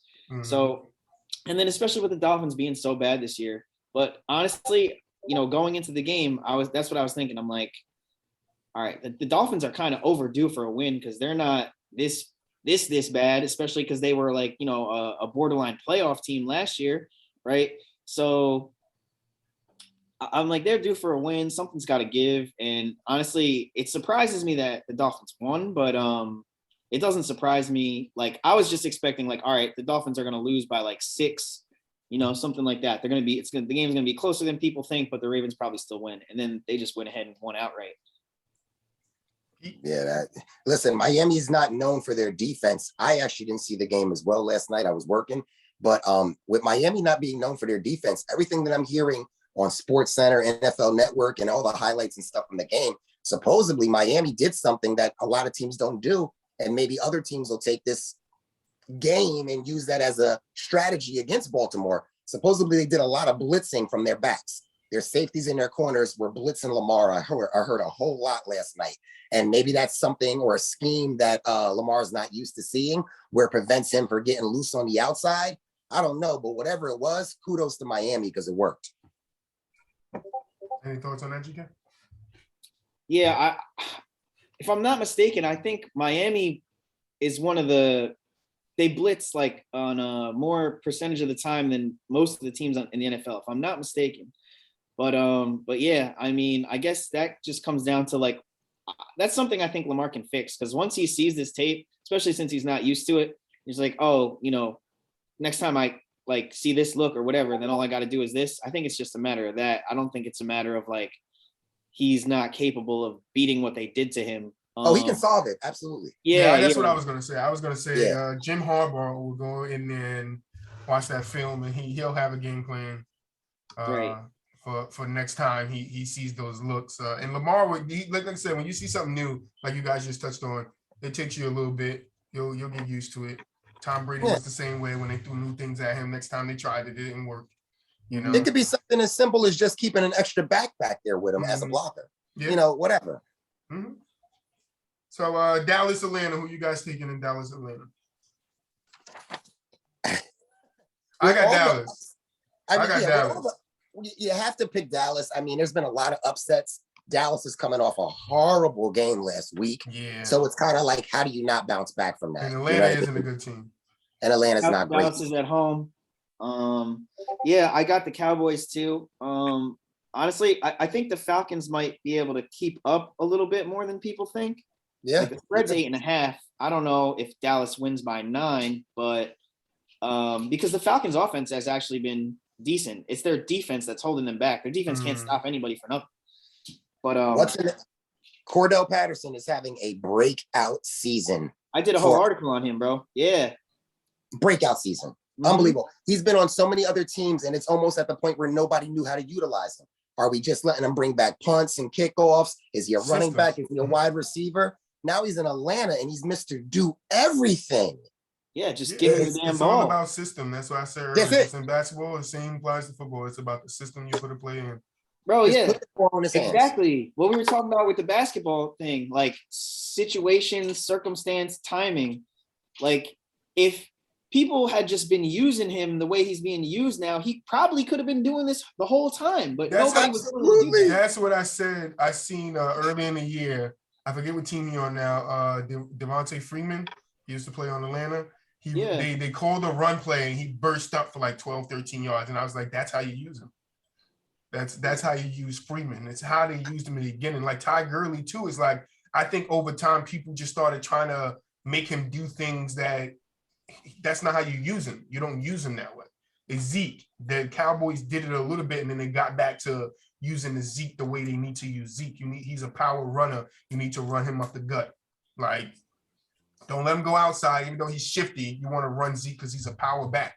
Zeke got wheels, but he uses his body to get off you like Derrick Henry. You want to run Derrick Henry out, but you don't always want to run him to the outside. You want to get him in the middle of those gaps because he's a power back that can truck people and get 10, 15 yards every run. Derrick Henry is that dude. I don't know what that nigga drink, but he drinking the juice. He got one arm that he just like using it. He just puts it out, and then nobody can get by it. That had to be tough for a guy like Cordell Patterson. I feel like it's a little bit different than like, okay, I'm a 3-point shooter and I'm not getting playing time and I can make the 3-pointer if I'm just given a chance. But Cordell Patterson, it's different. I'm super athletic and explosive, and you guys are keeping me bottled up and not letting me do my thing. Just take the leash off and let me go. Bro, and he's built like an ox too. Like, don't let it be cool. He's got a bot. Yeah. So it's like unbelievable. Unbelievable. I just, it's almost to the point where like, okay, if you haven't been a fan of the teams that Cordell Patterson played for, it's at a point now where it's like, okay, this year he's on Atlanta, and you just automatically assume, oh, okay, he got picked up by Atlanta. He's going to be what he's always been. He's not that great. And you don't realize you guys have been making a mistake this entire time and had a great player on your team that you weren't utilizing. Right. I mean, but so that happens a lot. You see a player go to another team and have a breakout. Because since he's like a former receiver that ended up like becoming a hybrid. When you line them up in the backfield, and then the options are like, because then if they recognize man, and then they recognize, all right, they have like the Mike linebacker, right, or the Sam linebacker on him, then they can just motion him out wide, and then all of a sudden now you got a wide receiver against the linebacker, and then what are they gonna do? You know, like multi-threat. Yeah, I'm a big Cordero Patterson fan, and that being said too, that's why I think the Falcons, they might be able to keep scoring with the Cowboys. Because Randy Gregory's, or is that his name? Randy Gregory? He's out. He's like their top pass rusher or whatever. He's out. And the Cowboys defense is thin as it is. So yeah, they do. They're dealing with a lot. Well, listen, as Giants fans, we don't mind Dallas losing Yeah, at we all. don't care. But I still got them winning this game. They better win this game, bro. Nah, yeah, they're supposed to win that game for moving sure. on to New Orleans and Tennessee. Now, Titans are surprising. Titans are surprising, but I think Titans, who's favored in this game, do you know? Titans are favored by 2.5 points. Yeah, I'm going upset. New Orleans takes it. Who's quarterbacking this week? Is it Simeon or is it Simeon, and right? yeah. I got the Saints too, actually upsetting. Only because I think all around, outside of the quarterback position and pass catchers, I think the Saints are better. In the trenches, I think they're better. In the secondary, I think they're better. Linebackers, I think they're better. Jameis Winston is having a year. Is he still in as a starter? No, he's hurt. That's right. He did get hurt. That's right. Towards ACL. 2 I weeks think ago, the right? Saints O-line is better. So like the whole rest of the supporting cast, outside the quarterback position and the receivers, I favor the Saints. So that's why I got the Saints winning here. Well, when you don't have your starting quarterback out there, I mean, who's better to rely on than Alvin Kamara? Put the ball in his hands.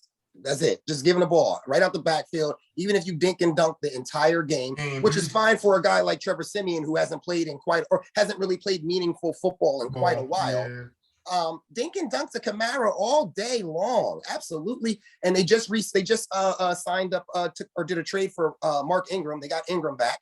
So if you want to let Mark Ingram do some of the bruising where, he gets the ball right up the gut or something, and then, you swing pass out there in the flats and in the screen game to Kamara, that could work and could get you past Tennessee. As long as they keep it within a one-possession game, then yeah. But if for some reason a turnover happens like in the first quarter and like, let's say Tennessee goes up 14-0, then then it's a problem. I don't know if they can come back from like a 2-score deficit, but if they can keep it within one, then I agree with you 100%. All they have to do is dink and dunk and hand it off a whole bunch of times, and that's probably good enough to be able to get the win there. Right. And I think the key to that, if they do think and dunk, they're going to be taking a lot of time off the clock too. Facts. So we'll put them in better game situations because then you're keeping your defense fresh and you're forcing the other team to have to score quickly. So moving on, Indianapolis and Jacksonville. I'm taking Indy. Jacksonville, even though Jacksonville is coming off a little 9. The Bills win. Yeah, definitely Indianapolis, 100%. Indianapolis defense is very underrated. They have a very good defense over there. And the thing about Jacksonville is they have no offense over there. Mm-hmm. So, Who's quarterbacking in Jacksonville right now?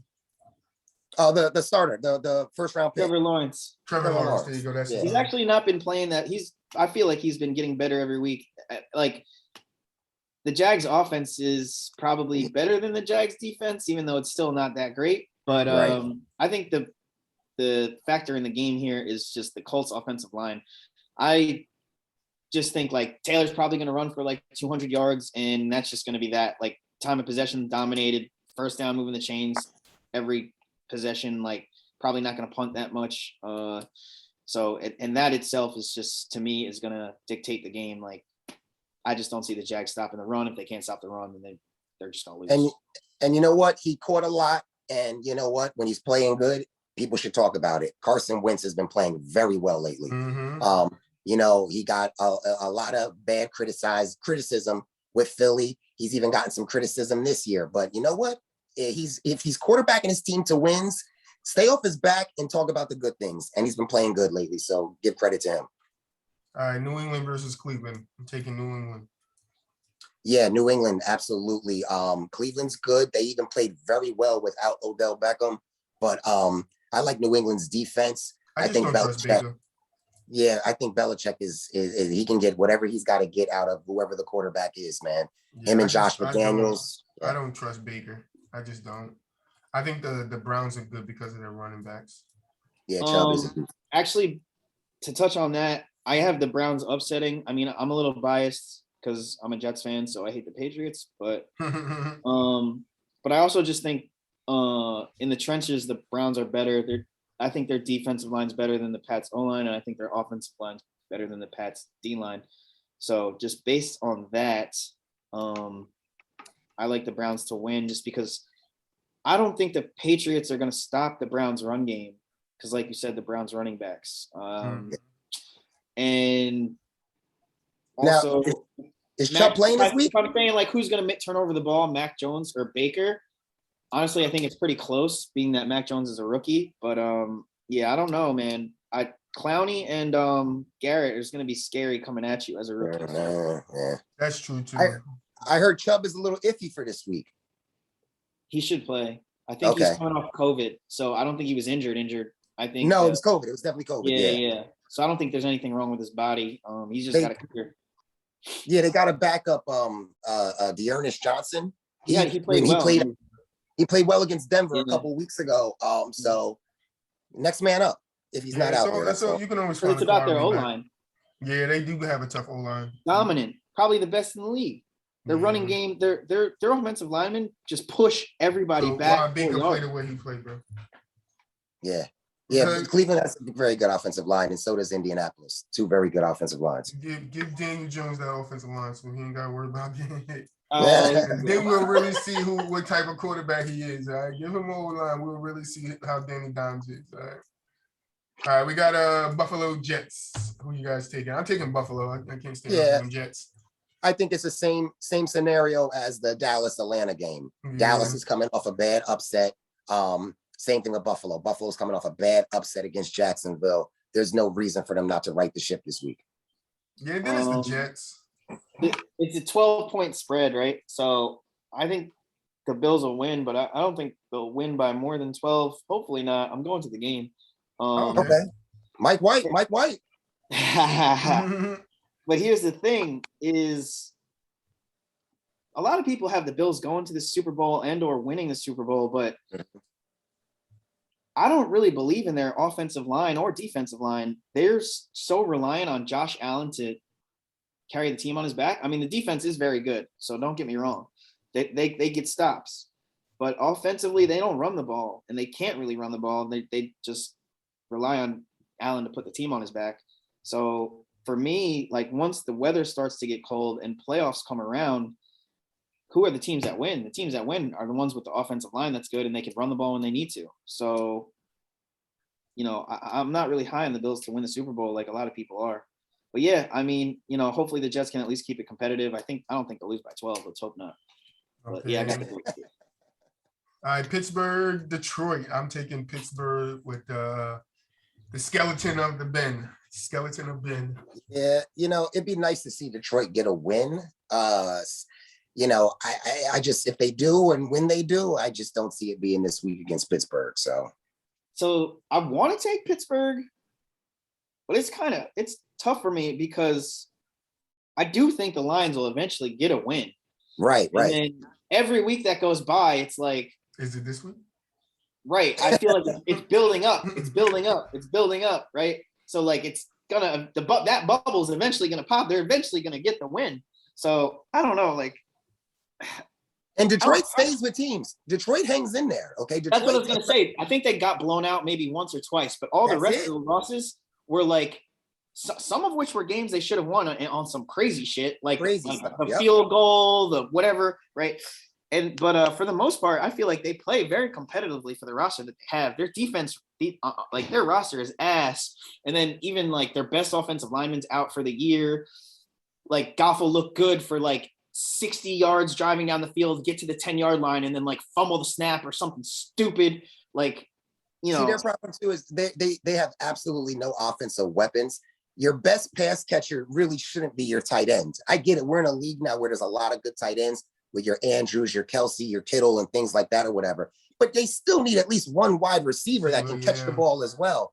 And once they got rid of Galladay, now it's all TJ Hawkinson, who's their starting tight end, who is very, very good. Yeah, he's a But nice. when the teams know that's really your go-to guy, it's easy to double him and just forget about the other guys. They got a guy named Khalif Raymond who's okay.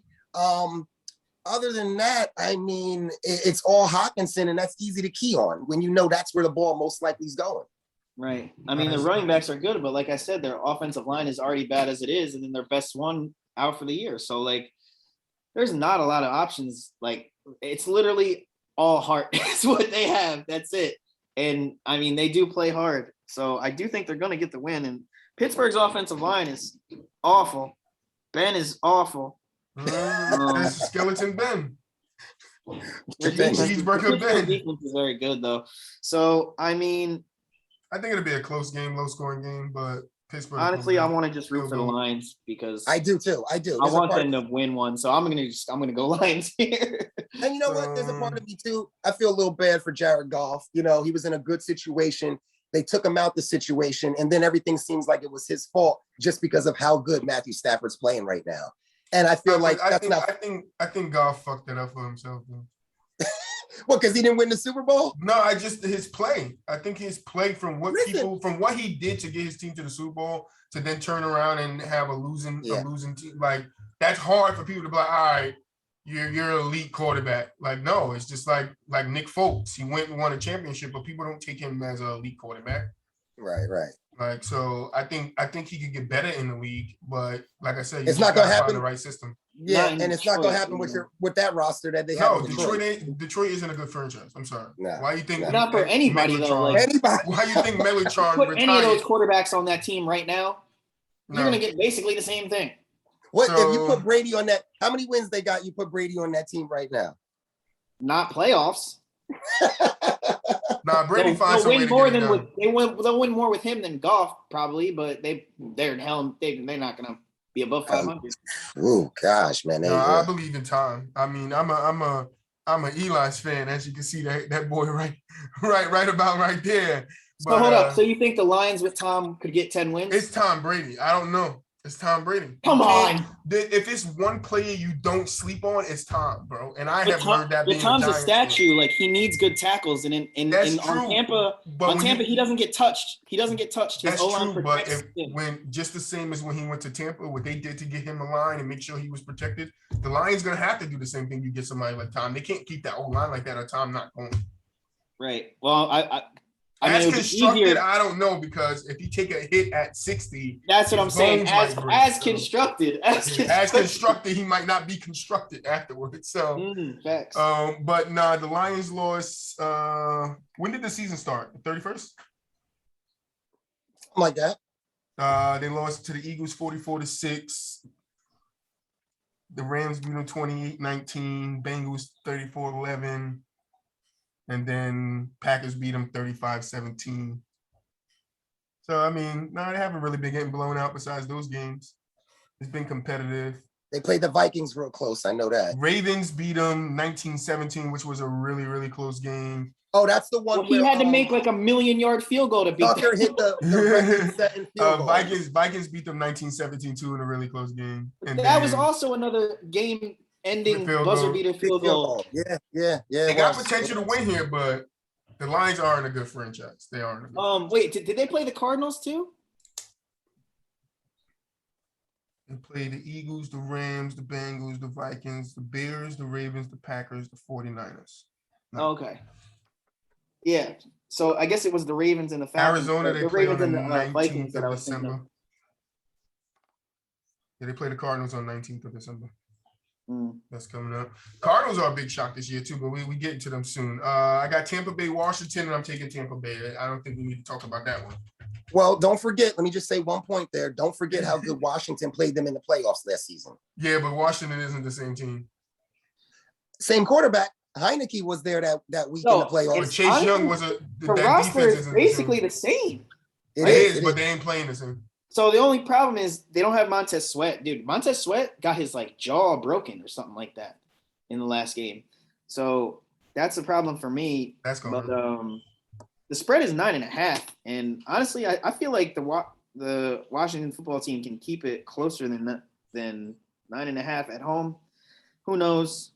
I think Washington was just excited to be in the playoffs last season, and they were playing with a little extra, and that's what maybe confused Tampa a little bit last season in the playoffs. But I mean, Tampa's should run away with this game. Yeah, They shouldn't even be a game. Yeah. Arizona versus Carolina. Cam Newton. Cam Is Cam Newton's starting this return. week? Is he starting? No. I PJ wouldn't Walker think is. so. Okay, I Dude, wouldn't think so. I'm actually a PJ Walker fan. I have been. I am too. So before we make our picks, even though I got Arizona winning that game. Before you guys make your picks, what do you think about Cam returning? I don't really understand it, but okay. I don't either. I don't see where I don't understand where it really makes any sense. Even if you already have moved on from Darnold, even though he's injured right now, you got PJ Walker. I mean, let the kid play. He had a great career. I mean, it was very short, but that little XFL or whatever that was. I love the XFL. I can't wait to come back. I can't wait to come back. PJ Walker played really good. That's what got him in the NFL right now, including Taylor Heineke as well. He was in there as also. Yeah, that's what got they were lighting it up. Yeah, that's what got them NFL jobs. I like PJ Walker. I let him play. I mean, if you're bringing in Cam to be his backup because you don't have another backup on the team, okay, fine, I guess. But there's something weird about me hearing that you're paying Cam $10 million. Yeah, I don't like it. I don't like it. You're paying him $10 million. You must be paying him $10 million to come play. Right. So, I don't like it. I think that's doing PJ Walker a disservice because what has he done wrong? I feel like give him a chance. Done nothing wrong. Exactly. Like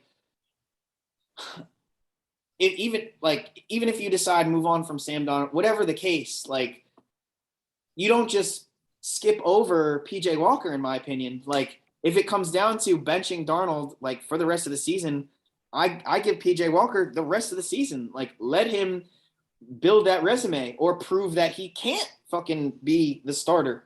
Like one way or the other. Let him prove that he can or prove that he can't. And I think sometimes teams Cam, it's like, well, all right, we're gonna give you this one, and then so if you have one bad game on this one try, then we're just gonna go straight to Cam. Basically, that's what it looks like to me. Yeah, I think teams hurt their rookie quarterback sometimes with the way they try to utilize them or keep them on the bench and not let them get playing time. Because if you're drafting for the future and you don't have a fucking quarterback that can carry the team, then you might as well get this guy in the game and let him get some experience because that's the only way he's going to become better. And PJ Walker knows the offense better than Cam Newton does because if your excuse or your justification for bringing Cam Newton in is, oh, he played on the same team. Okay, none of those coaches are here anymore. Ron Rivera's not here no more. That offense is not the same as it used to be when you were here. So as far as I'm concerned, PJ Walker is in better shoes right now to get the job done in Carolina than Cam Newton is. Listen to this. Do you know where PJ Walker went to college? Yes, I do, and it's out of my head right now. He went to Temple. You know where Robbie Anderson went?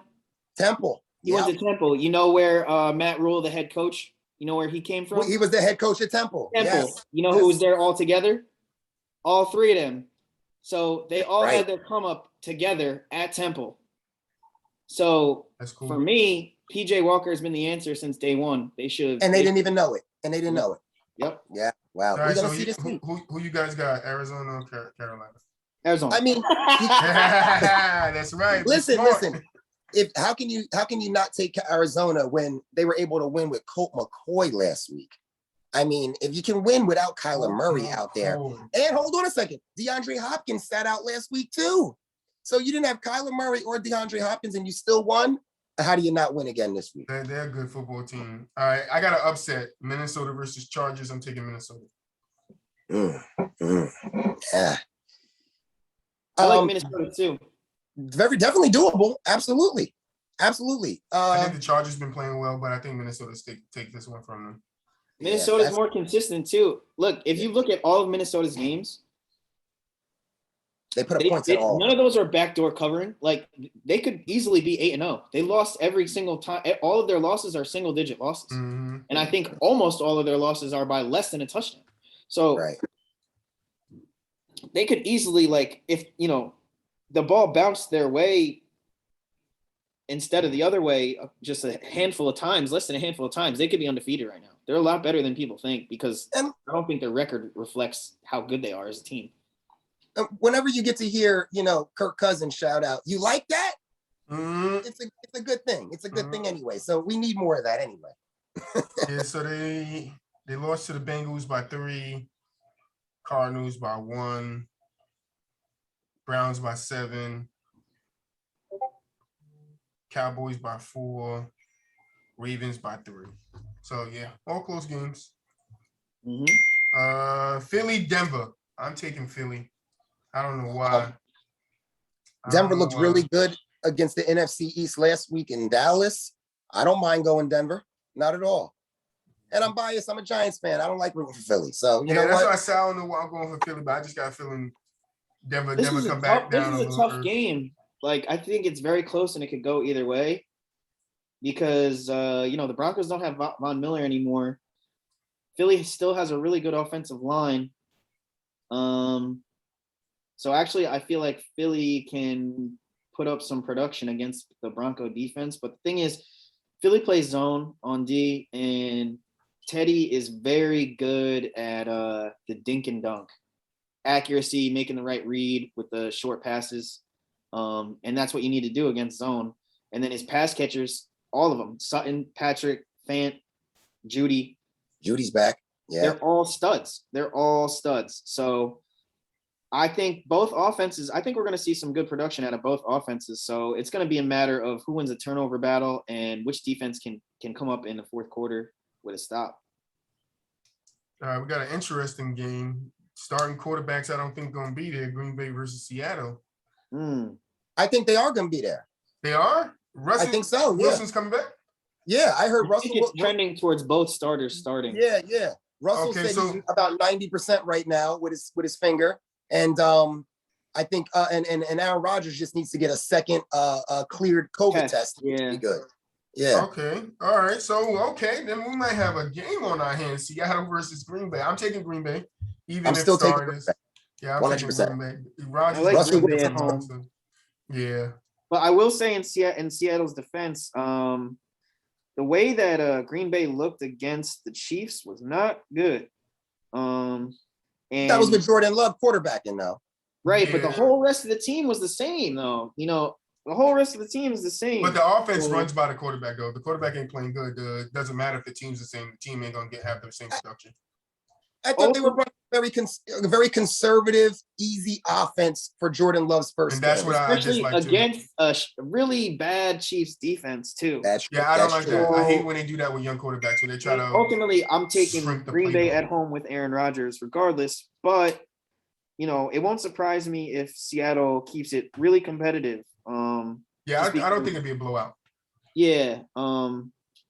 Because Seattle defense isn't that good either. Good, so. Seattle defense isn't the same. They don't. It's all right, but it ain't the same. And I think Rodgers could dot him up. And this could just come down to like whoever has the ball last, because I'm assuming it's going to be one possession. So whichever quarterback gets that ball with 2 minutes to go, their team's probably going to be the winner. Yeah, unless they Pete Carroll calls a throw on the 1 yard line again. Listen, if anybody's time is worn out, it's definitely Pete Carroll's, man. The guy just hangs on and hangs on and hangs on. I mean, it might be time for a new direction. I mean, he's never had a losing season though either. Yeah. I mean, he's questionable, man. The guy. He's getting old. Yeah. That's the problem. Kansas City, Las Vegas. I'm taking Kansas City. I don't know why, but every time I vote against them, the last 2 weeks I voted against Kansas City and they won. They beat my Giants and then they won last. I don't want to do this, bro. So I'm going Kansas City. I'm going Kansas City as well. I actually thought Vegas was going to beat our Giants last week, and I was wrong. Yeah, I was surprised about that. I picked them too. I picked Las Vegas. I thought with all the controversy going on with the Raiders, I thought they were just going to come into New Jersey fired up, and I thought they were going to beat the Giants, and they did. I don't think the Raiders are a good team. Yeah, I feel like the Raiders and the Chiefs are built very similarly. Both of their offensive lines are not that great in terms of running the ball. No Henry Ruggs though, too. So, and that's a big piece for him. Deshaun Jackson now, right? Did he sign officially? Yeah, he signed. He's with the Raiders. Raiders. What is he, 58? Listen, both defenses are sus. They're both really reliant on their quarterback play to carry them to the victories. So for me, this is very close, a lot closer than people think, only because The Chiefs won the Super Bowl, and then they went to the AFC Championship the year after. And the Raiders have played them well in the past. So they're, and it's division rivalry. But to me, listen, prime time game. Underdog is at home. Prime time underdog at home. For some reason, crazy shit happens when that's the case. So give me the Raiders here. Nice. Okay. I like it. Last game, but before we get to the picks, we got to talk about the new signing. It's Rams versus San Francisco. I'm taking Rams. Is Odell playing this week? And if he does, not even if he does, are the Rams the best team in the NFL right now? Man, whew. That's a tough one to say because anybody and any day can win on any week. That's true. But I will say this, just to even go back a little bit, I'm not happy with the signing at all. As I just feel like Odell didn't need to go to that team. You know, you're still young. Go to a team that actually needs you. Like Cooper Kupp is having this amazing season, and now all of a sudden you're bringing Odell in. Like, let's be honest. Cooper Kupp will be the number one because of the season he's having. But if Odell was on that team from the beginning of the season, Cooper Kupp would not be the number one. Odell Beckham would be the number one on that team, I feel like. But don't you think they'll be able to spread the ball? When you have good wide receivers, you can spread the ball around enough? Because I think that was the criticism of Baker, is that he wasn't spreading the ball enough and getting Odell the ball in situations where he should have gotten the ball. So you don't need, even if Odell signed in the beginning of the season, you don't need him to come in and be the first option. Your first option can still be Cooper Kupp. You can just have Odell play the slot like he used to play very well with the Giants. I'm partially bitter just because I have Cooper Kupp on my fantasy team, and now that Odell is in here, I don't think I'm gonna get. Yeah, man, I need them stats, man. So you know, but what you thinking, GK? I have a lot of thoughts on this actually. So, Deshaun Jackson asked to be released because there was not enough targets to come after Kupp and Woods. Yeah. And especially they love Van Jefferson. They're trying to develop him. He's second year. So, you know, that kind of put him fourth on the depth chart. So there wasn't really a lot of targets. Like maybe they would take a deep shot to him once every other game. And, you know, he was still doing his thing. He's still fast. He's still getting open, still catching the ball. So I don't blame him for wanting out. But if that's the case, then how can Odell be like, yeah, that's what I want to walk into, that situation, right? I think Odell's a different type of player, though. I agree with that. So but if you get him, you got to give him targets. And I think that's why I'm saying if you just throw him in the slot. To the guys that have been there working hard for you? If it's not broke, if it ain't broke, then don't try fix to fix it. it. I agree there. But what I'm saying is you could throw Odell in the slot and he gets 5-6 targets a game. You know, I don't think you need to give him that many targets for him to be productive. Odell's that guy that you give him a slant across the field and he'll bust it wide open for 80 yards.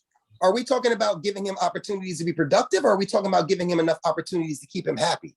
Because there's a difference. Well, I think that's on Odell. I think Odell needs to understand why he signed with the Rams, and if all the pieces are in place, like you two guys are saying, that Odell has to go there with the mindset that I am not the guy. I'm just here to help them get to the place they want to be. It's and a matter if he goes of in with that mindset, 6 targets a game should be fine for him. But if he thinks that he's going to go in there and take Cooper Kupp's targets or Woods' targets, then no, he's signing there for the wrong reasons. So I'm just looking at it as he's going for the right reasons. He's in his mind like, okay, I've been with the Browns. I know what it's like not to get thrown the ball in situations where I should be getting thrown the ball. Now I'm going to a team that has wide receivers. I'm just an add-on to those wide receivers. I can just sit in the back, let them do their thing, and when a team think they're going to double team Cooper, look, I'm wide open down the field for a touchdown.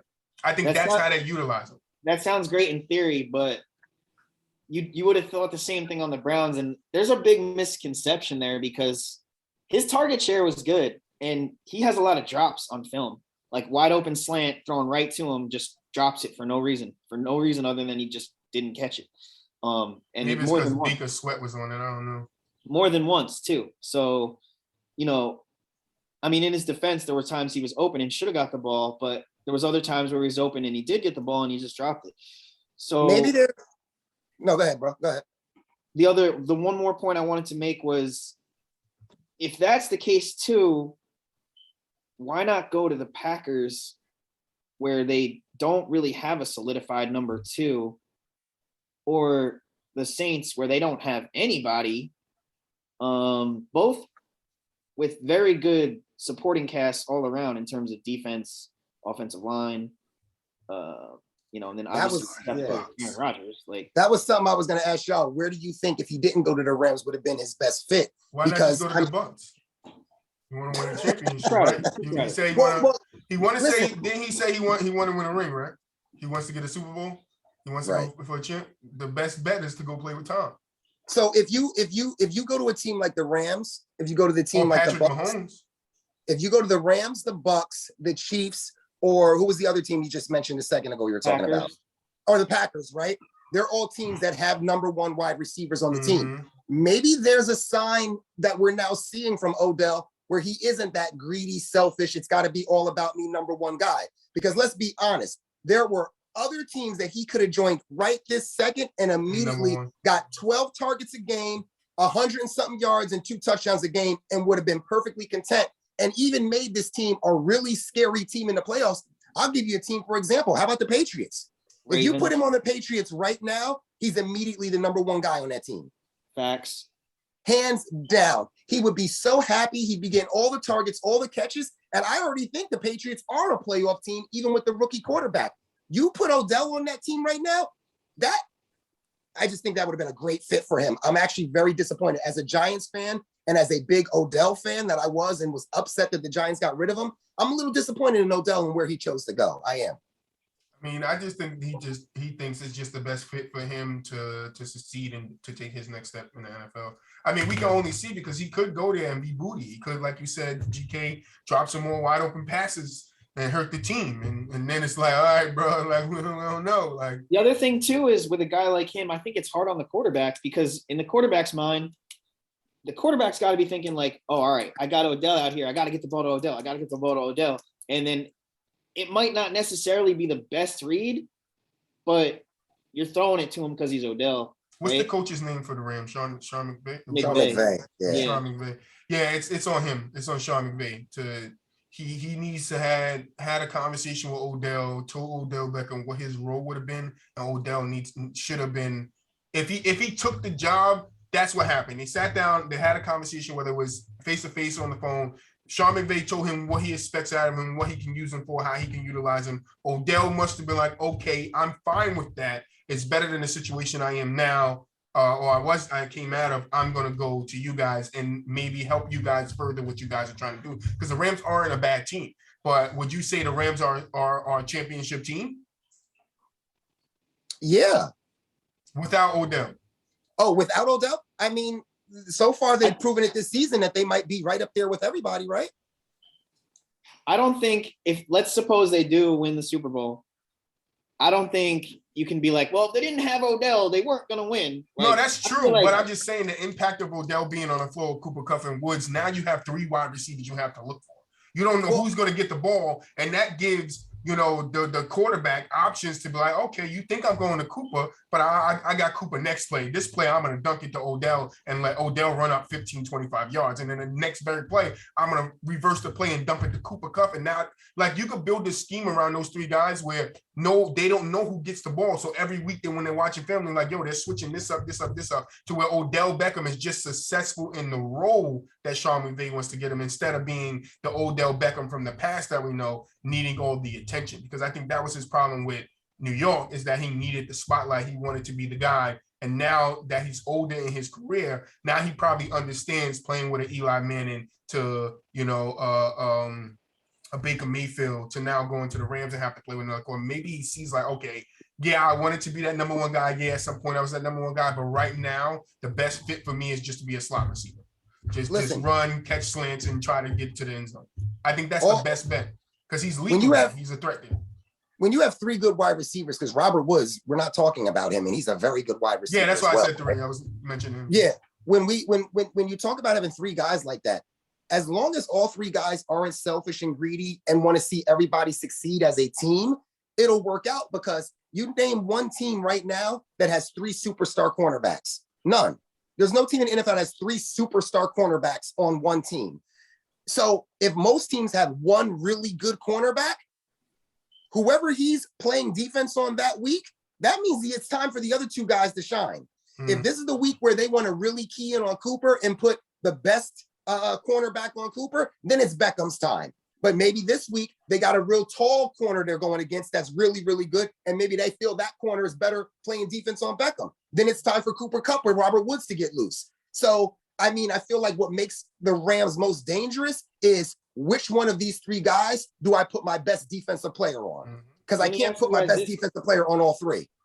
Let me ask you guys this, though. Like, what has Van Jefferson done wrong? Or where's an instance you could say, well, if Odell wasn't on that play instead of Van Jefferson, then it would have been a successful play. Like, I feel like Van Jefferson's done his job very well. Like, well, he's the one being hurt the most in this situation. Absolutely. Why punish him then? Like, why? I think, like I said, when you're I said basically before, telling him like, we don't think you're good enough to do your job, so we need to go get Odell. No, I mean, it's not basically telling him. Maybe he needs a little bit more growth, or they see things that they need him to fix, and bringing Odell in could give him more of that mentorship role to get him to understand what being a top, wide receiver in the league is. I mean, it's a lot that can go into it. That's the way it's going to have to be now. Yeah, I mean, that's why you bring a guy like Odell in, because Odell now is a veteran wide receiver. He's not a young pup anymore. He's a veteran guy who's been around the league, who has done some amazing things for the league, but now is struggling to find himself and try to reinvent himself into something that's, serviceable in the NFL. Listen, Von Miller, who they also added, right, is not the player he used to be, right? But then you look at a guy like Odell Beckham, where you say, okay, the guy's still in his prime. He's still got a ton of talent. He can be one of the best wide receivers in football. And even with that being said, I like the Von Miller signing more than I like the Odell signing. Because like I said before, if it ain't broke, don't try to fix it. I don't see where Odell Beckham puts them over the hump. I feel like he put another team over the hump, but this team offensively is already over the hump. Defensively, you want to bring in a good pass rusher like Von Miller? Absolutely. That can make their team improve. Where did they need to improve in their passing game? They already right now have one of the most explosive offenses in football. Next to, and it's a personal opinion, what order you want to rank all the offenses in, but Dallas, Tampa Bay, them, and obviously Kansas City hasn't looked like them normal selves, but you put on one season, on a half a season resume alone, you put Stafford and the Rams up there because they look that dominant throwing and passing the ball. There was just no reason, I feel like, to bring in Beckham. And I feel like it could hurt them more than it could help them, because we know Beckham is one of those guys with the ego and all that stuff. And as soon as you hear any locker room trouble or issues going on, what are they going to point the finger to? And I only blame one person. I blame McVay for that, because he didn't have to come bring that in my opinion. If anything, they could have used like another running back or something, but yeah. Right, because Darrell Henderson isn't, Mr. Superstar. Right, I agree with you 100%, man. Like, yeah, I can agree too. I feel like, yeah, he's obviously a weapon, a threat, but now you have to worry about, incorporating him, which is another task to put on your plate when you already had a good offense, like you said. So yeah, listen, Kupp was throw him in a slot, and Kupp was on pace to break 4 or 5 wide. You could bring the Jefferson dude to still get some play time. I know it hurt him, but are you bringing Odell in to be your fourth? Definitely. Troy, I agree with you. If he's okay with like letting the offense come to him, but I said the same thing on Cleveland. Like, Odell will be fine if he's okay with letting the offense come to him. But now if he's saying that, like, who was the number one guy in Cleveland? Number one wide receiver, Jarvis Landry? It should have been Odell. Yeah. But what I mean is, like, when was he ever treated like the number one option? In terms of like play call, when you call a play and this play is designed for Odell to be the primary option, the first read, right? So is that like, now you're going to have to call 6 of those a game? Like, I don't think it's going to be like, all right, we're just going to put him out there and then he's going to be like maybe the third read or the second read or whichever, and like let the offense come to him, like let the defense, dictate the reads, and if the ball gets to him, the ball gets to him. No, I think there's going to be an issue where they already decided before the game starts, like, all right, we're calling 6 plays that are designed for Odell specifically. And that we don't know what that's going to do to the chemistry of the overall offense, because that's true. I can agree there, but I can also see them not having 6 plays for him. I could just see, like you just said, when you said you don't see, I could see him just being a freelance out on the field. if he's cool with that, then yeah. Yeah, but that's what I'm saying. Sean McVay needed to sit him down and have that conversation with him. Look, you're not going to come in here and get 20 targets. You're going to come in here and probably get 2 looks, but you can get more targets if play breaks down and you're still moving and you find openings. Like, because that happens a lot too. Like, look at Robbie Anderson.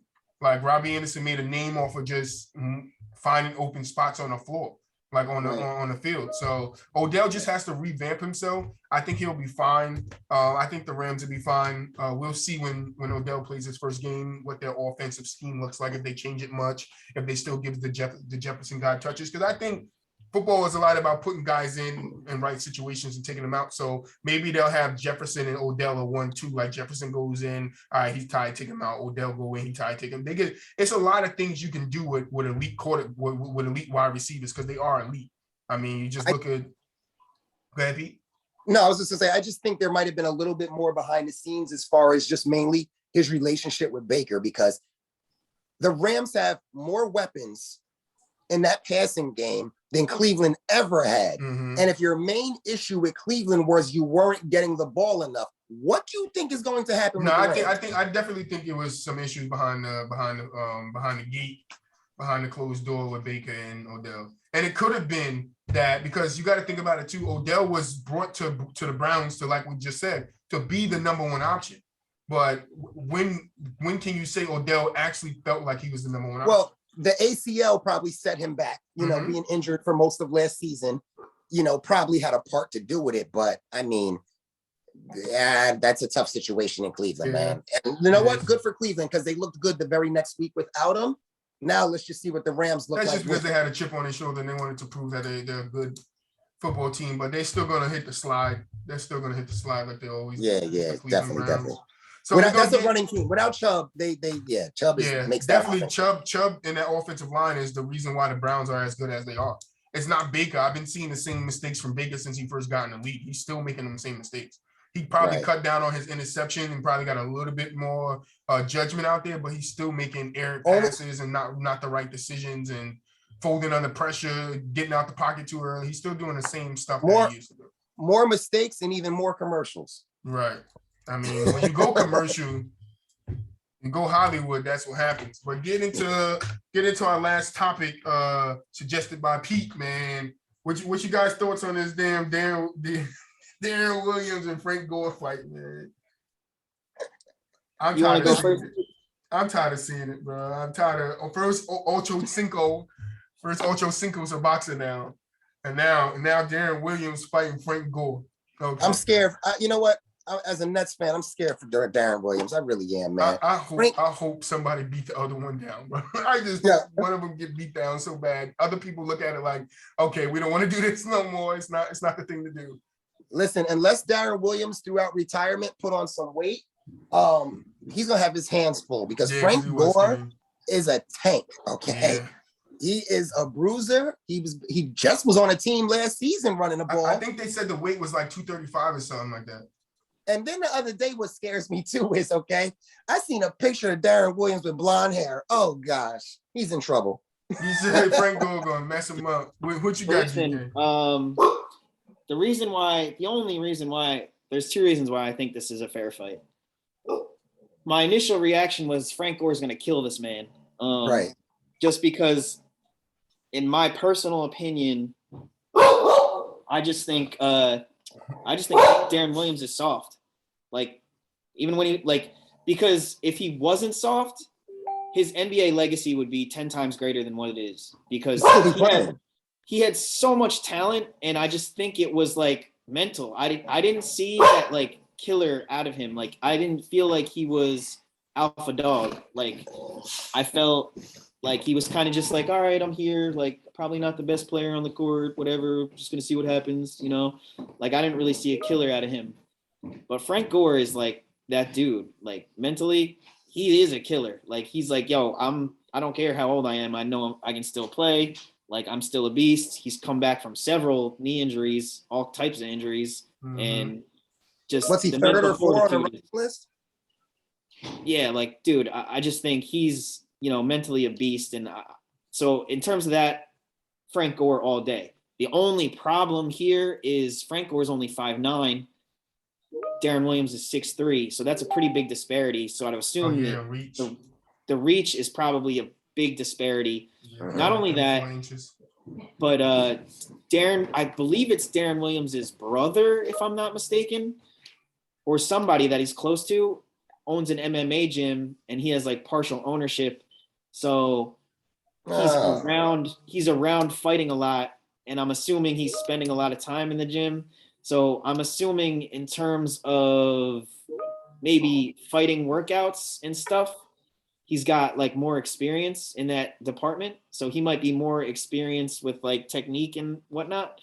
But in terms of being a dog, give me Frank Gore all day. And ultimately, I think Frank Gore will win because of that. Yeah, if Frank Gore gets on the inside and throws some body shots, muscles him around, throws him around, gets real physical with him. I mean, you know, looking at Darren Williams on TV, you forget the guy is 6'3". So that is a very, very good point. Okay. Do you guys think somebody getting knocked out? I hope so. Anybody can get, like, especially at that weight, you know. I want to see somebody go down, all right? Because you know Jake Paul ain't getting knocked out. We know that ain't gonna happen. That's in the contract. Darren Williams might not be relevant in sports no more. And if he gets knocked out, we should never have to hear from this man ever again. That's it. After that, he's gonna get a coaching job in the NBA. Because I mean, let's be honest. When was the last time I haven't heard Nate Robinson's name mentioned since he got knocked out? Yeah, that was bad though. Nate was bad though. But yeah, I think it's fun. It's something to laugh at, to see all these guys that played other sports trying to get into boxing. But yeah, somebody gonna get knocked out, and then people gonna start like, nah, I'm good. Listen, people make a lot of jokes and stuff about these celebrity boxing, and you know they're stealing people's money with the pay-per-views and different things like that or whatever. I think it's actually good for boxing for one reason, is because MMA has completely taken over. Completely. Yeah, that's my stuff. Boxing is not even on the level anymore. Okay, every fight can be a good fight. You know what I mean? Whereas boxing, you might get 12 rounds of straight garbage. Okay. Yeah. Even if it's a big pay-per-view with two named fighters, you just don't know how it's going to turn out. You know, styles make matchups. You know what I mean? So and if the styles don't work, it ain't going to be a good fight. So the fact that they're incorporating this little bit of celebrity stuff, the fact that you got Jake Paul running his mouth all the time and he's relevant now or whatever. Listen, if it's entertaining, that's all that matters. Yo, Pete, I agree with you 100% because nowadays, with the state of boxing the way it is, there's not a lot of boxers that are public superstars, right? So it's basically at the point now where people would rather pay to see superstars that box each other versus boxers that are not superstars boxing each other. Right. That's true. Just look at the Mayweather versus Conor. Like, follow the money, right? Like, listen, they're hating on these people and these events, but like, that's what the people are paying to see. Like, they want to see two people that they know who they are, and they don't care if they're real boxers or boxing. Like, they want to see them throw hands. So that's true. They're like paying for it. So why hate the come up? Like, yo, like some of these guys are getting paid 10 to 20 times more this way than they did in any other way. So why hate on them? Like, let them have their come up. Like, let them do it. That's like, I remember Lamar Odom, he beat the hell out of that one guy. Oh yeah, bro. Lamar Odom was a good one. Chad was a good one. Yeah.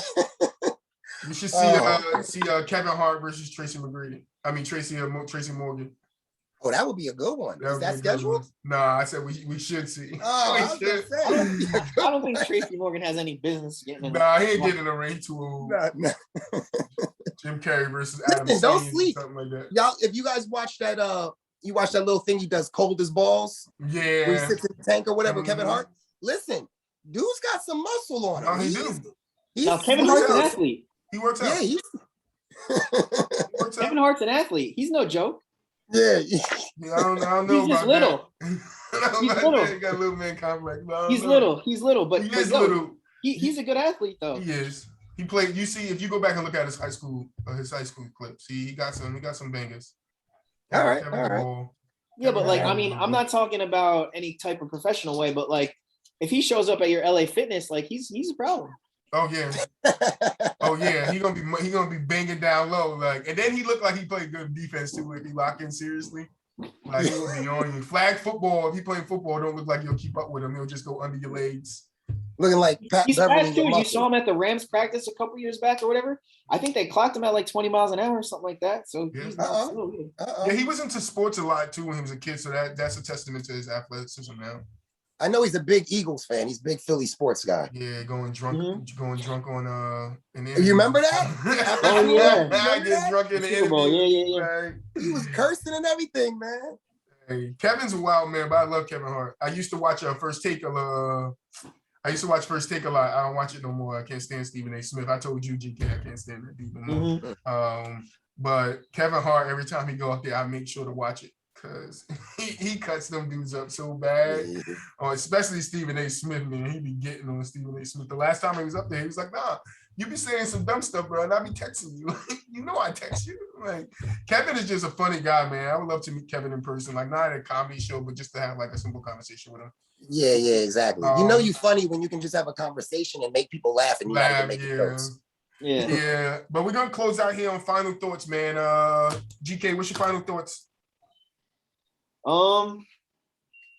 Yeah, I think Frank Gore's gonna whoop the run.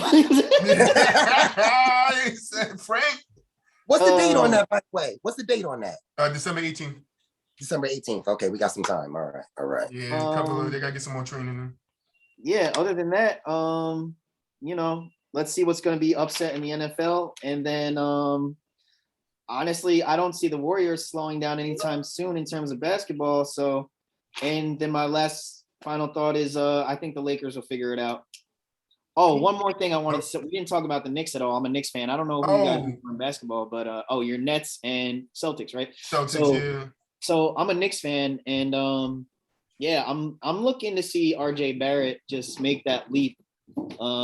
He came out and said he wants to be first team all defense. So I'll be very happy to see that. And then if he can just improve his perimeter shooting, then yeah, that's what I'm looking to see as a Knicks fan. But other than that, that's all I got. Yeah, Knicks aren't bad this year. They got some defense. They play some good defense. I just think they need to figure out who's going to be that guy late in the game that could win close games for you guys. I think the one close game you guys did win at the end was against the Bulls, I think, if I'm not mistaken. It's got to be Rose. I want Rose to have the ball in the final. Rose is good. Somebody posed a question about who can come off the bench and give you like D Rose's what D Rose gives the Bulls. And the only person I could think of is like Patty Mills for the Nets. Patty Mills coming off the bench for the Nets. That's insane, bro. That late in the season, Derrick Rose. Yeah, I love that pickup. I love that pickup. Yeah. So what's your final thoughts, Pete?